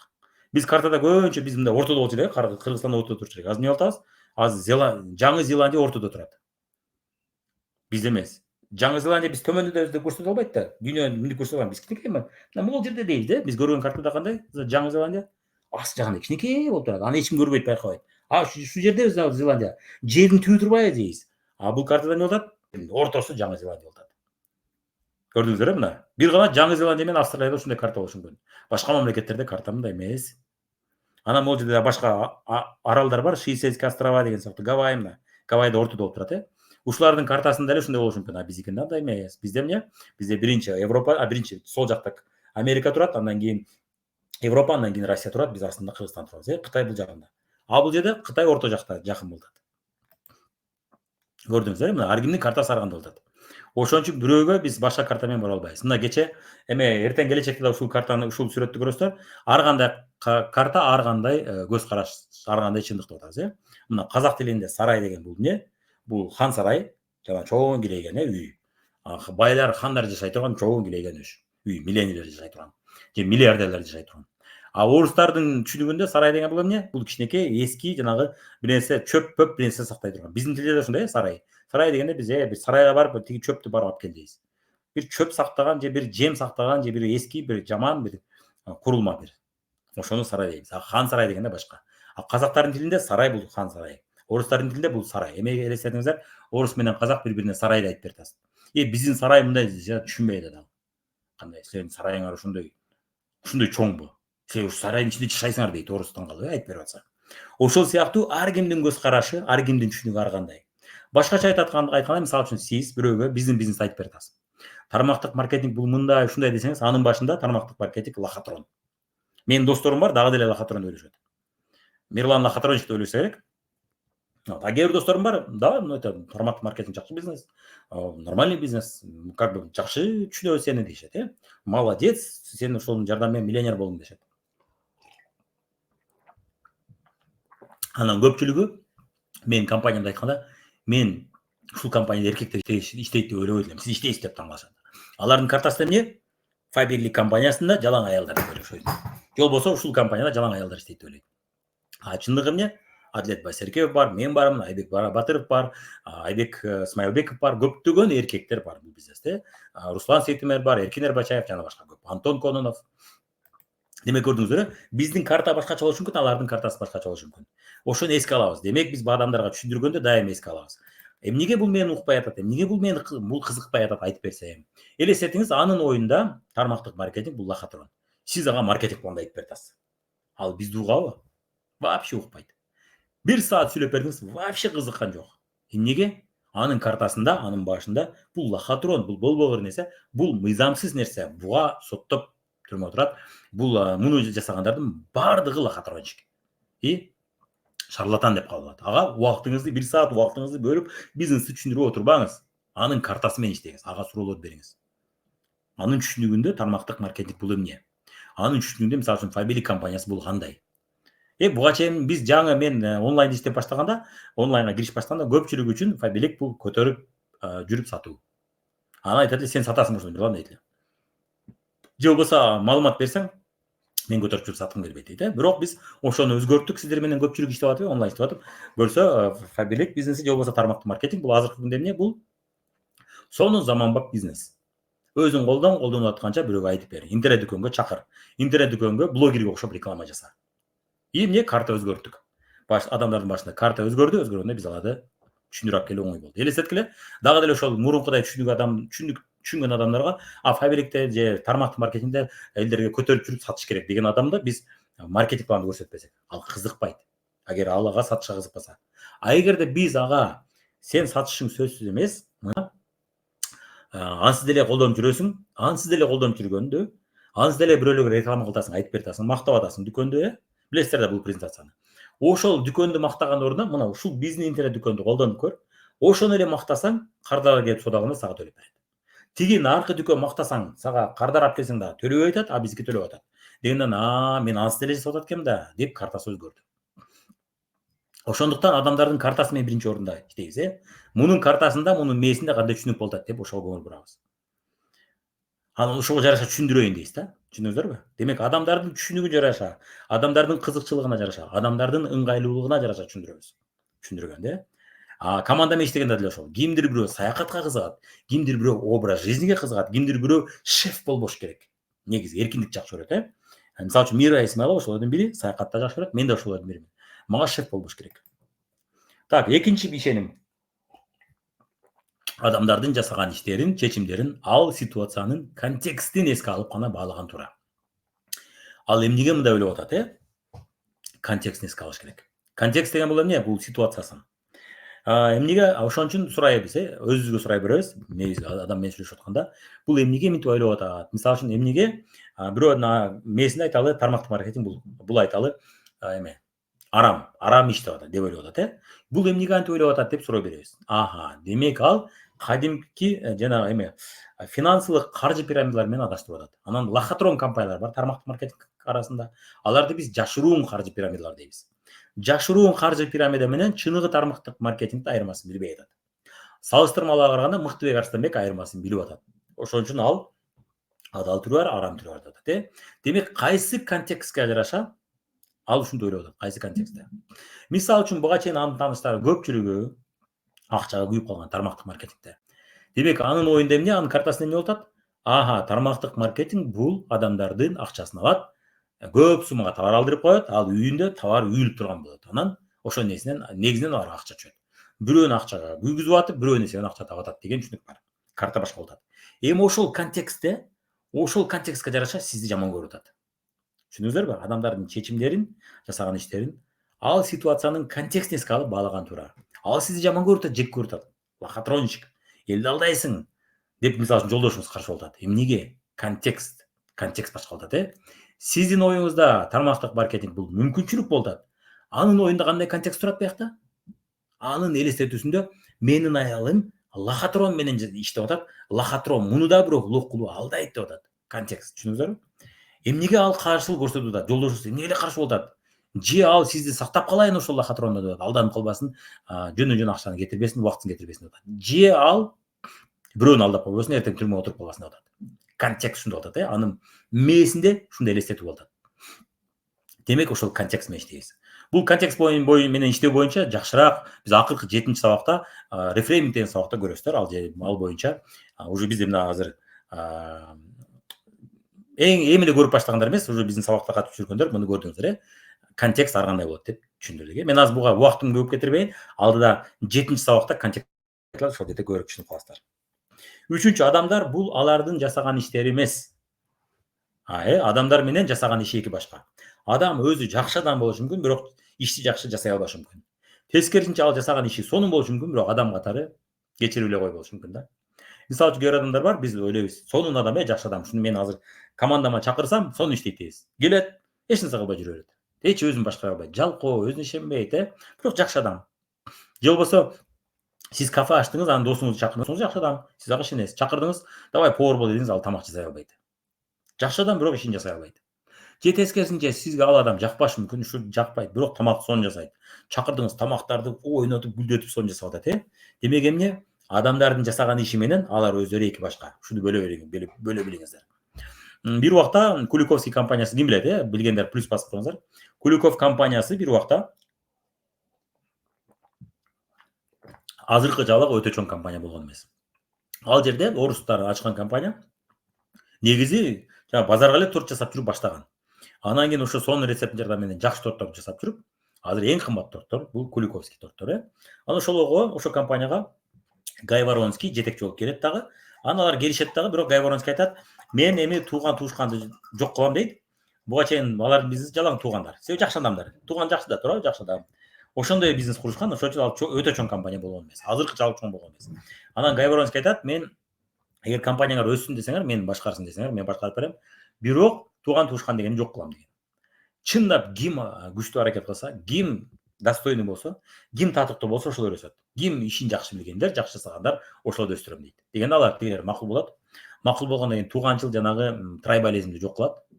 Тууганчылык менен трайбализмди жок кылгандан кийин азыр Кыргызстанда эң чоң компаниянын бири Куликовский. Торт жасаган компаниядан эң чоң компаниясы Куликовский. Бар болуп жетпейт ага мисалы үчүн. Жада калса Россияда ачты, жада калса Казакстанда ачты. Казакстанда азыр күчтүү кетип атат Куликов. Көрдүңүздарбы, ошон үчүн адамдын жасаган иши менен адам эки башка. Муну дайым түшүнүп алыңыздар, Эгер адамдын колунан келбей атса, бул жаман экен деп жаман көрбөйбүз. Демек ал жакшы адам болушу мүмкүн, ошон үчүн иши менен жасаган ишин айырмалай билиңиздер. Сизге ал жагышы мүмкүн, бирок сиздин ишиңизге ал туура келбеши мүмкүн. Ошон үчүн кимдир сизге жок десе, мен досум жок деп капа болбоңуз. Ал досуңуз дагы деле жакшы ойдон кала берсин. Бирок бул бизнеске ал кызыкпайт. Түшүндүңүздөр, аны жаман көрүп отурбайбыз. Ото эмне болот, муну түшүнбөгөндөр, досу жок деп койсо, досуна капа болуп калышат. Досум мени колдободу деп. Досуңуздун көз карашы башка. Анын картасы менен иштеш керек. Жакшы көңүлчөк, шаңдуу адам болушу мүмкүн, бирок ишин начар жасайт болушу мүмкүн, адамдар ишеним, жакындык, свой чужой, контакт жок болгондо бизге каршылык көрсөтүшөт. Демек, свой чужой дегенди түшүнүп алыш керек. Бул боюнча мен сатуу баскычтары деген сабагыбызда, эгер силер бриллианттар командасында болсоңуздар, сонун айтып бергем, сонун түшүндүрүп бергем. Ошол сабакты сөзсүз түрдө көрүңүздөр. Жок болсо эч коркунуч жок, наставнигиңизден сураңыз, YouTubeга кирип издеңиз, маалыматтарды табасыз деп ойлойм. Демек, свой чужой системасын өткүчү ал адам каршылык көрсөтө берет. Адамдар свойлорго көбүрөөк ишенет, ошон үчүн муздак контакт менен иштөө кыйыныраак. Бирок жакшы жагы бар, албетте ал адамдардын сиз жөнүндө мындай эч кандай ой жок да, 0. Азыр жакшы ой жаратсаңыз болот. Бирок жаман жери алар сизге ишенбейт. Себеби сизди билбейт. Сизди билген адамдардын жакшы жери эмне? Сиз алар үчүн свойсуз. Ошон үчүн анча нерсе сизди колдоп коет. Мисалы үчүн мамилеңиз жакшы болсо, коем Мирлан чакырып атыр, колдоп коеюн, жок дегенде продукциясын алып коеюн деп, жакындар, туугандар алып коюшу мүмкүн, продукцияны алып коеюн. Эми фабрикти билбесе деле, мисалы үчүн сиз иштеген компаниянын продукциясын жакшы билбесе деле, макул, Мирлан айтып атыр, алып коеюн көңүл үчүн дейт да, анан алып көрүп, анан билиш мүмкүн. Сиз иштеген компаниянын продукциясы, айталы, Сибирский здоровье болсо, Сибирский здоровьенде продукциясы жакшы экен деп калат. Сизге ишенген үчүн алып көрөт, Ошол. Чужойлор, эгерде сиз иштеген компаниянын продукциясын билсе гана, ишенсе гана алат. Сизге ишенбейт ал. Ошон үчүн бул жерде эмне? Адамдар сизди азырынча контакт түзмөйүнчө, сизге ишеним пайда болгуча ал сизге каршы боло берет. Бул деген алар жаман деген түшүндүрбөйт. Бул деген алар сизге сизди жаман көрөт деп атат деген түшүндүрбөйт. Болгону сизге ишенбейт азыр. Демек, эмне кылабыз? Ишенимди жаратабыз. Жеке бренд как раз ушул нерсени жеңген жардам берет. Сиз канчалык адамдарга көп пайдалуу маалымат бере берсеңиз, продукция жөнүндө эмес, компания жөнүндө эмес, аларга жашоосуна пайда берчү маалыматтарды үйрөтө берсеңиз, мисалы үчүн дезодоранттарды тандаганда эмне тандаңыз деп, фабрик же сиз иштеген компанияны мактабай эле, жөн эле дезодорант жөнүндө айтып берсеңиз, аларда ишеним пайда болот. ошол свой чужой деген системаны өтөсүз. Азыр мен жакын арада финансылык сабаттуулук жөнүндө сабактарды өтөйүн деп атам, акысыз. Ошол жака көп адам келет дагы, мен мага ишеним пайда болсун деп атам. Андан кийин мен бизнести маалымат катары берейин деп атам. Кааласаңар, мына мен акчаны көбөйтөм десеңер, бизде акысыз үйрөтөбүз, плюс нолдон бизнес баштаганга мүмкүнчүлүк. Мен кирешемди көбөйтүп алайын, мага айлык жетпей атат десеңиздер, мына бизде вариант бар деп ошол жолу мен иштеп көрөйүн деп атам. Эмнеге? Мен акысыз сабак бергенде аларда мага болгон ишеним күчөйдү. Мени көбүрөөк таанып калат, мага ыраазычылык сезим пайда болот. Мирлан мага пайдалуу көп нерсени үйрөттү, акысыз үйрөттү деп ишеним пайда болот. Ишеним пайда болгондон кийин арасынан кимдир бирөө Мирлан айткан нерсеге мен горой кайсы жака чакырса мен ошол жака барам дегендер чыгат. Ошолор менин бизнесиме келет. Жеке бренд менен иштөө ушул, сиз элге пайдалуу бир маалымат бересиз, же элге пайдалуу бир иш жасайсыз, анан алар сизге ишеним пайда болгондо сиз чакырган жака келет. Мисалы үчүн Дарья Батырханова атактуу, ал жеке бренд. Ал адамдар чакырса, ал командасына оңой келет, салыштырмалуу сизге караганда. Мага караганда дагы Дарьяны көбүрөөк таанышат. Мени тармактык маркетинг темасында көбүрөөк таанышат. Мени тармактык маркетингде чоң лидер деп билишет. Дарьяга караганда мени көбүрөөк таанышат. Өзгөчө СНГ өлкөлөрүндө. Түшүнүктүүбү? Самара кеңешинде тааныгандар көп, ал командасына чакырса, ага ишенип келишет, ага анан даяр адамдар көп келет. Демек, жеке брендти өнүктүрүп алсаңыз, пайдасы ушул. Так, мисалы үчүн айталы, мугалим урушуп атат баланы. Сиздин мугалимиңиз урушуп атса, сиз унчукпайсыз. Чоочун киши урушуп атса, бул эмнеге урушуп атат баласын дейсиз, контекст боюнча дагы мындай, мен мисал келтирбей калдым. Элестетиңиз, бир адам бир баланы урушуп атат дейли, уруп атат дейли, сабап атат дейли. Анан барып туруп сиз карасаңыз, бул эмнеге уруп атат экен деп билсеңиз, ал бала уруулук жасады дейли. Уруулук жасаган болсо, туура колун чабыш керек. Бул бала эмесе жөн түшүнбөйт, эртең уруп чыгат. Туура кыласыз дейсиз, эгерде ошол эле учурда ал ата эне уруп атса, эмнеге уруп атат экен деп карасаңыз, ал айталы, алкаш ата эне баласын уруп атат. Эмнеге? Ата энеси бала ачка калды, илеп атат, курсак ачып, ата эне алкаш болуп алып, мас болуп алып, билбей түшүнбөй уруп атат. Эмне кыласыз? Барып ал баланы коргойсуз, милиция чакырасыз, могу баланы уруп атат, сабап атат дейсиз. Же болбосо балага акырын барып, бир нерсе алып берип койсун, ачка калды байкуш деп жардам берген аракет кыласыз, туурабы? И бооруңуз ачайт. Биринчи учурда бооруңуз ачпайт, бул уруулук кылды, муну саба, колуна чап дейсиз, муну жакшылап үйрөтүп коюш керек дейсиз. Контекст деген ушул, контекстке карап, то есть адамдардын жасаган иштери контекстке карата болот деп атабыз, Кээ бир контекстте анын жасаганы туура, кээ бир учурда анын жасаганы туура эмес болуп атат, көрдүңүздөрбү? Ушул. Так. Ар бир адамдын жасаганы анын жакшы ниети менен коштолот деп атабыз. Алардын жакшы бир себеби бар. Алардын башында сөзсүз биякта жакшы себеби бар. Мисалы үчүн уруу эмне деп ойлойт? Мага не повезло, мен жетим өсүп калдым. Же болбосо менин ата энем мени жакшы окутпады, жакшы мен мердеме байлардын балдарына жыргал, аларга повезло, алардын тааныш билиштери көп, ата энеси жакшы жерге ишке киргизип койду, алардын айлыктары жакшы, алар бизге караганда оңой акча табышат, алар жыргап жашайт. Биз байкуш эмне 10 000 айлык үчүн же 15 000 айлык үчүн эшектей иштейбиз, өмүр бою ушинтип өтүп кетемби дейт. Мен өмүр бою ушинтип өтүп кетем, мага не повезло дейт. Мен өмүр бою көтөрүлө албайм. Мен алардай жашагым келет, байлардын баларындай. Же бизнесмендердей жашагым келет, бирок менин бизнес колуман келбейт. Себеби менин чөйрөмдө эч ким үйрөтпөдү мени бизнеске. Мени үйрөткөн адам болбоду, мени жакшы иштешке, жакшы акча табышка эч ким үйрөтпөдү.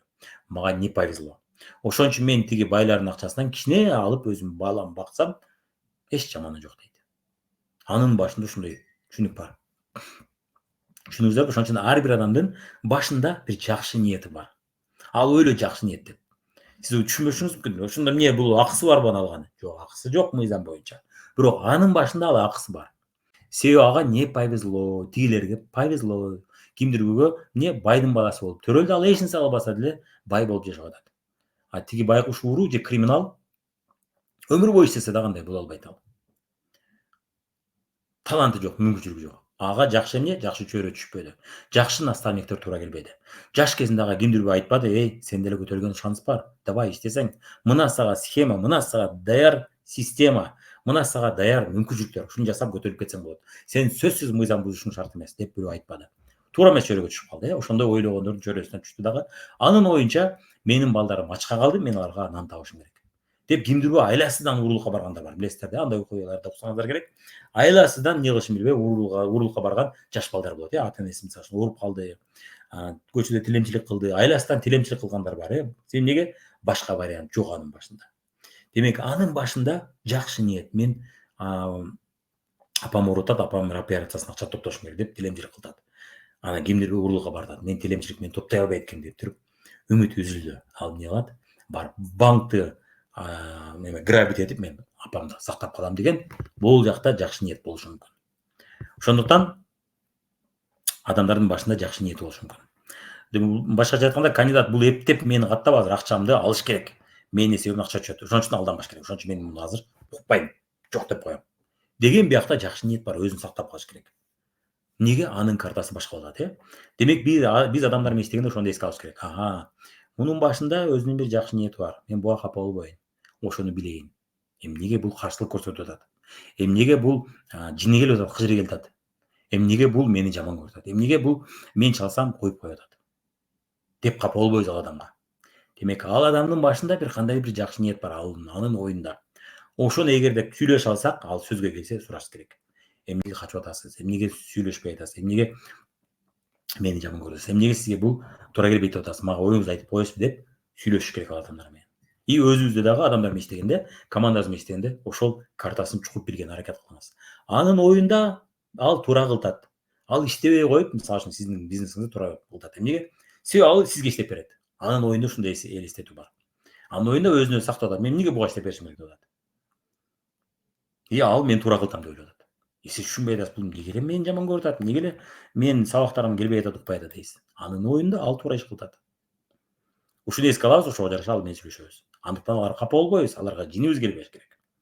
Аң сезим, ой контроль барабар натыйжа,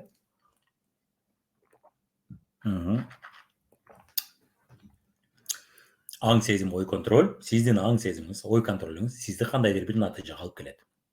Эгерде сизде сиз каалаган натыйжа болбой атса, демек проблема кайда? Сиздин психологияңызда, ой жүгүртүүңүздө, сиздин картаңызда проблема бар. Проблема бар деген бул сиз жаман деген түшүндүрбөйт. Эсиңизде болсо, эмне дегенбиз? Адамдардын жасаган иши менен адамдык сапаты бул эки башка нерсе. Адам жакшы адам болушу мүмкүн, бирок ийгиликке жетпеши мүмкүн. Кээде айтабыз эме деп, бай адамдар жакшы адамдар, кедей адамдар жаман адамдар деп ойлошу мүмкүн. Андай эмес. Тескерисинче, кедей адамдар жакшы адамдар, бай адамдар жаман адам. Андай дагы эмес. Адамдын сапаты менен адамдын ийгилиги бул эки башка нерсе. Ошону түшүнбөй кээ бир адамдар бай болгондон көрө зато честный болгон жакшы дейт. Эмне байлардын арасында честный жокпу десең, түшүнбөйт, ишенбейт. Байлардын арасындагы чынчылдар бар, жалганчылар бар, уурулар бар. И уурдабай мээнет кылып, элге кызматы тийип, пайдасы тийип байыгандар да бар. Дегенди көбү түшүнбөйт. Эмнеге? NLP мыйзамдарын, NLP ишенимдерин билбейт. Демек эмне? Сизде натыйжа болбой атса сизге жаккан, демек сизде эмне? Аң сезимде, ой контролдо проблема бар деп атабыз, Проблема бар деген бул сиз жаман дегенди түшүндүрбөйт, сиз улук дегенди түшүндүрбөйт бул. Болгону сиздин программаңыз азыр адашып атат деген түшүндүрөт.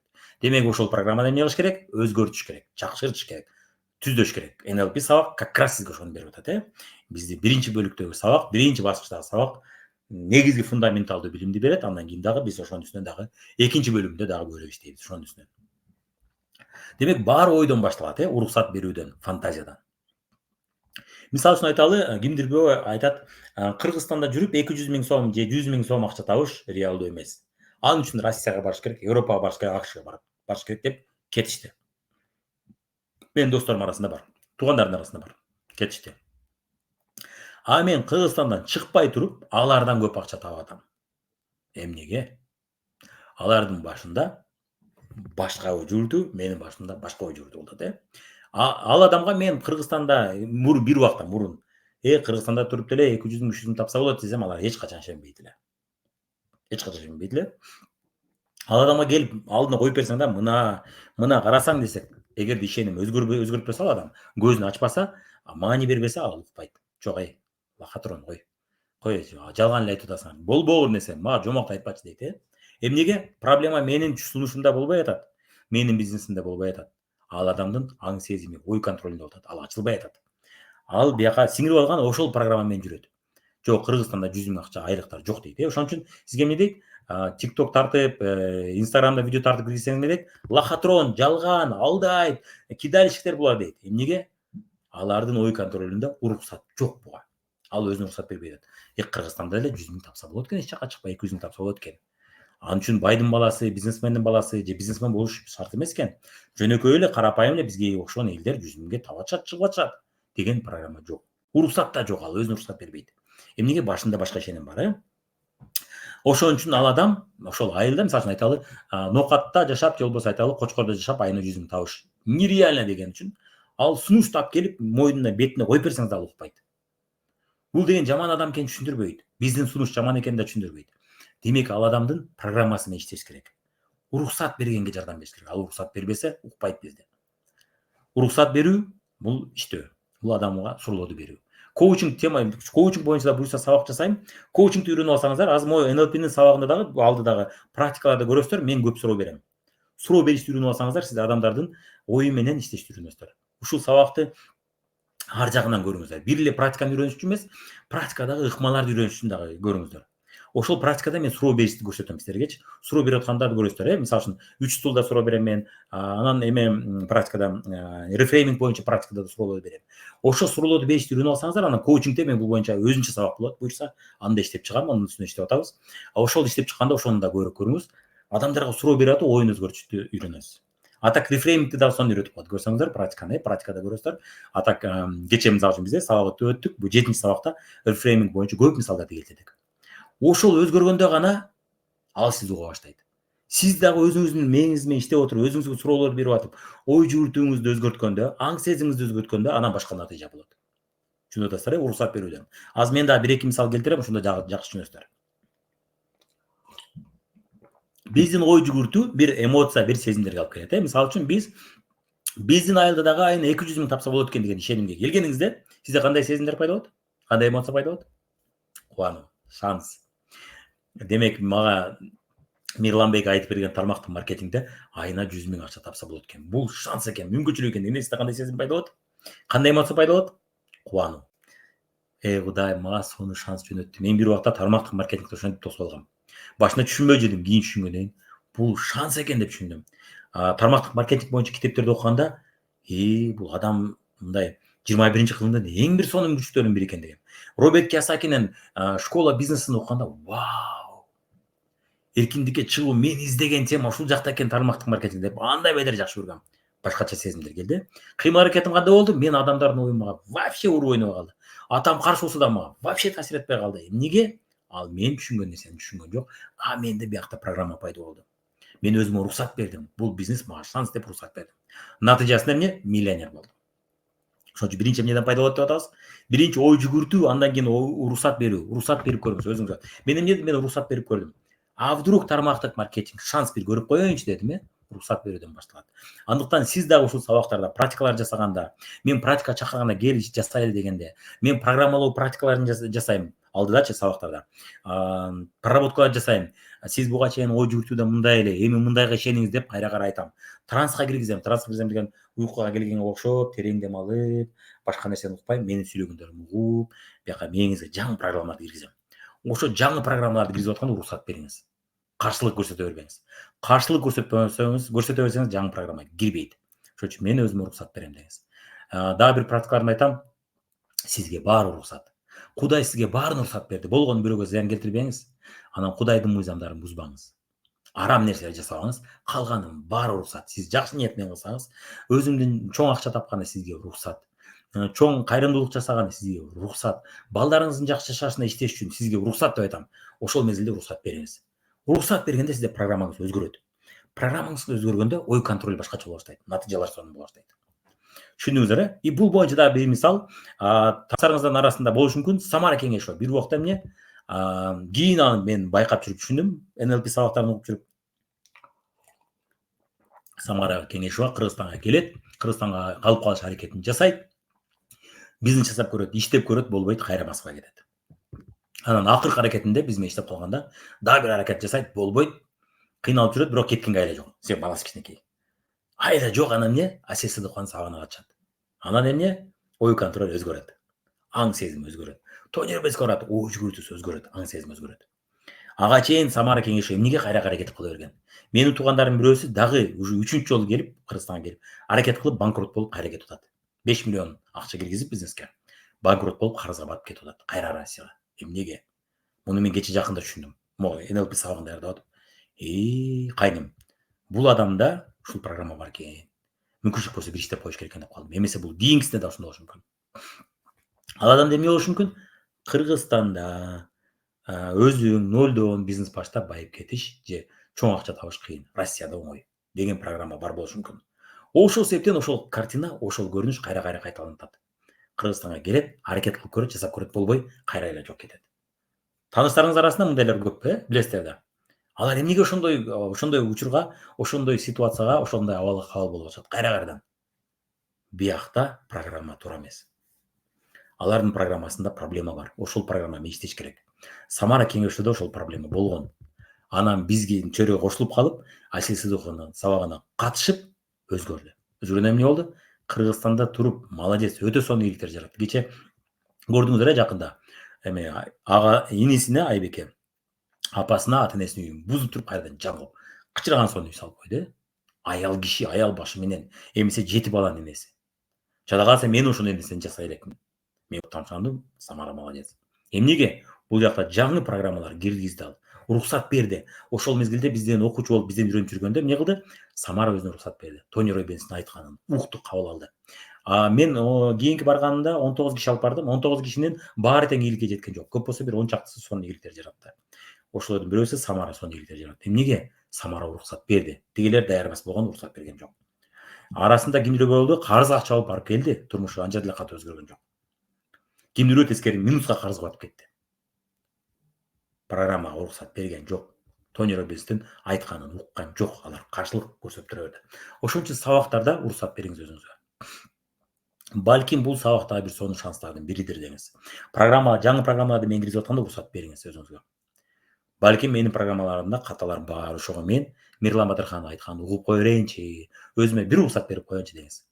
Анан ошол адам дагы бул боюнча мындай, менин командамда кээ бир лидер мени да ката болгон башында. Биздин наставник, мен жаңы келгенде, биздин тармактык маркетингде мен 2 компанияда иштеп көрүп ийгиликке жетпедим. Анан азыркы ийгиликке жеткен компанияны тандап келгенде, мурунку башка тааныштарымды башка тармактык маркетинг компанияда иштегендерди чакырсам, кызыкпай коюшту. Анан булар убактын кетирип отурам, макул, булар тоготпой атат менин бизнесимди дедим да, жасай бердим. Бирок менде бир программа пайда болуп калды. Демек мен тармактык маркетингде тажрыйбасы бар адамга, ишкерчиликте тажрыйбасы бар адамга айтып убактын кетирип отурбайм дедим. Булар баары кызыкпайт экен дедим, тоготпойт экен дедим дагы. Мен нолдон өзүм үйрөтүп алам, өзүм нолдон үйрөтүп отуруп ийгиликке чыгарып алам аларды дедим. Мен ага көзүм жетет дедим дагы. Өтө баштадым. Өзгөчө жаштарды, вообще бизнесте ийгиликке жете элек, эч бир тармактык маркетингде ийгилик жарата элек адамдарды, тармактык маркетинг жөнүндө түшүнүгү жок адамдарды үйрөтүп баштадым. Бирок бул менин убактымды алды. Менин наставнигим Махаббат Абдикаримованын башында программа бар экен. Мен кийин байкадым аны. Менин командамда өздөрү жасай бере турган. Биз келгенде эми ошону түшүнүптү да байкап, өздөрү иштеп, өздөрү түшүнгөн адамдар келсе сонун экен. Менин командамда жалаң ушундайлар болсун деген экен. Ошондой адамдар болду да анын командасында. Өздөрү келет, өздөрү иштей берет. Махаббат үйрөтүп отурбайт. Биз кечке сайра үйрөтөбүз. Биз көп убакыт коротто ошол адамдаргачы. Эми ал бул жаман дебейм. Зато биз сооп иш жасадык. Кудайга жага турган иш жасадык. Бирок биз андан да батыраак ийгиликке жетсек болот. Бирок биздин ийгиликке чыгышыбыз Махаббат же наставниктин ийгилигине чыгышыбызга көбүрөөк убакыт кетип калды. Анан мен ошону түшүнгөндө мен өзүм уруксат бердим. Жок, менин командамда дагы өздөрү жасай бере турган адамдар да болот, буюрса. Нолдон мени үйрөткөн адамдар да болот. Экөө тең болот дегенде менин командама, биздин Дария экөөбүздүн командабызга ошондой адамдар да келе баштады. Кичине эле үйрөтүп койсоң өздөрү үйрөнүп, өздөрү жасап кете берет. Ошонун бири Гүлназ Борбуева, Самара кеңеш ошолордун бири болду.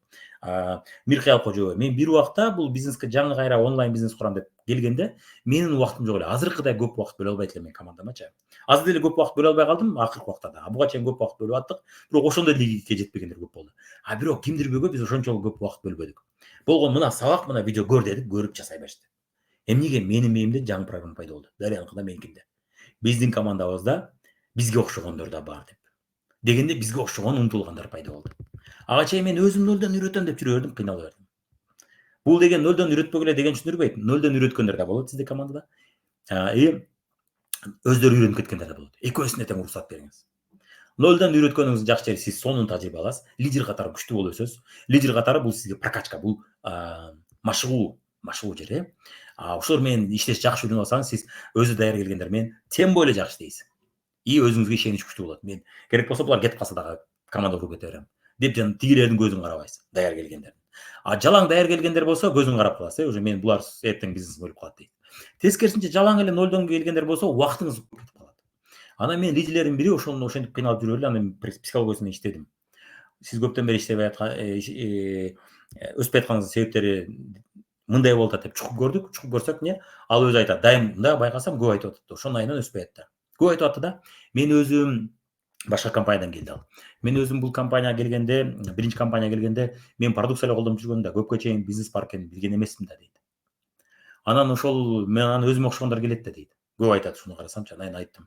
Сиз ушуну көп айтып атасыз, сиз ошон үчүн командаңызда жалаң өзүңүзгө окшогондор болот. Бирок эже өзүңүз уруксат бериңиз дедим. Сиздин командаңызда сизге окшогондор эмес, мага окшогондор да болот. Гүлназ Борбекова ошондор да болот. Келет 3 күндөн 4 күндөн кийин өздөрү киришип кетет.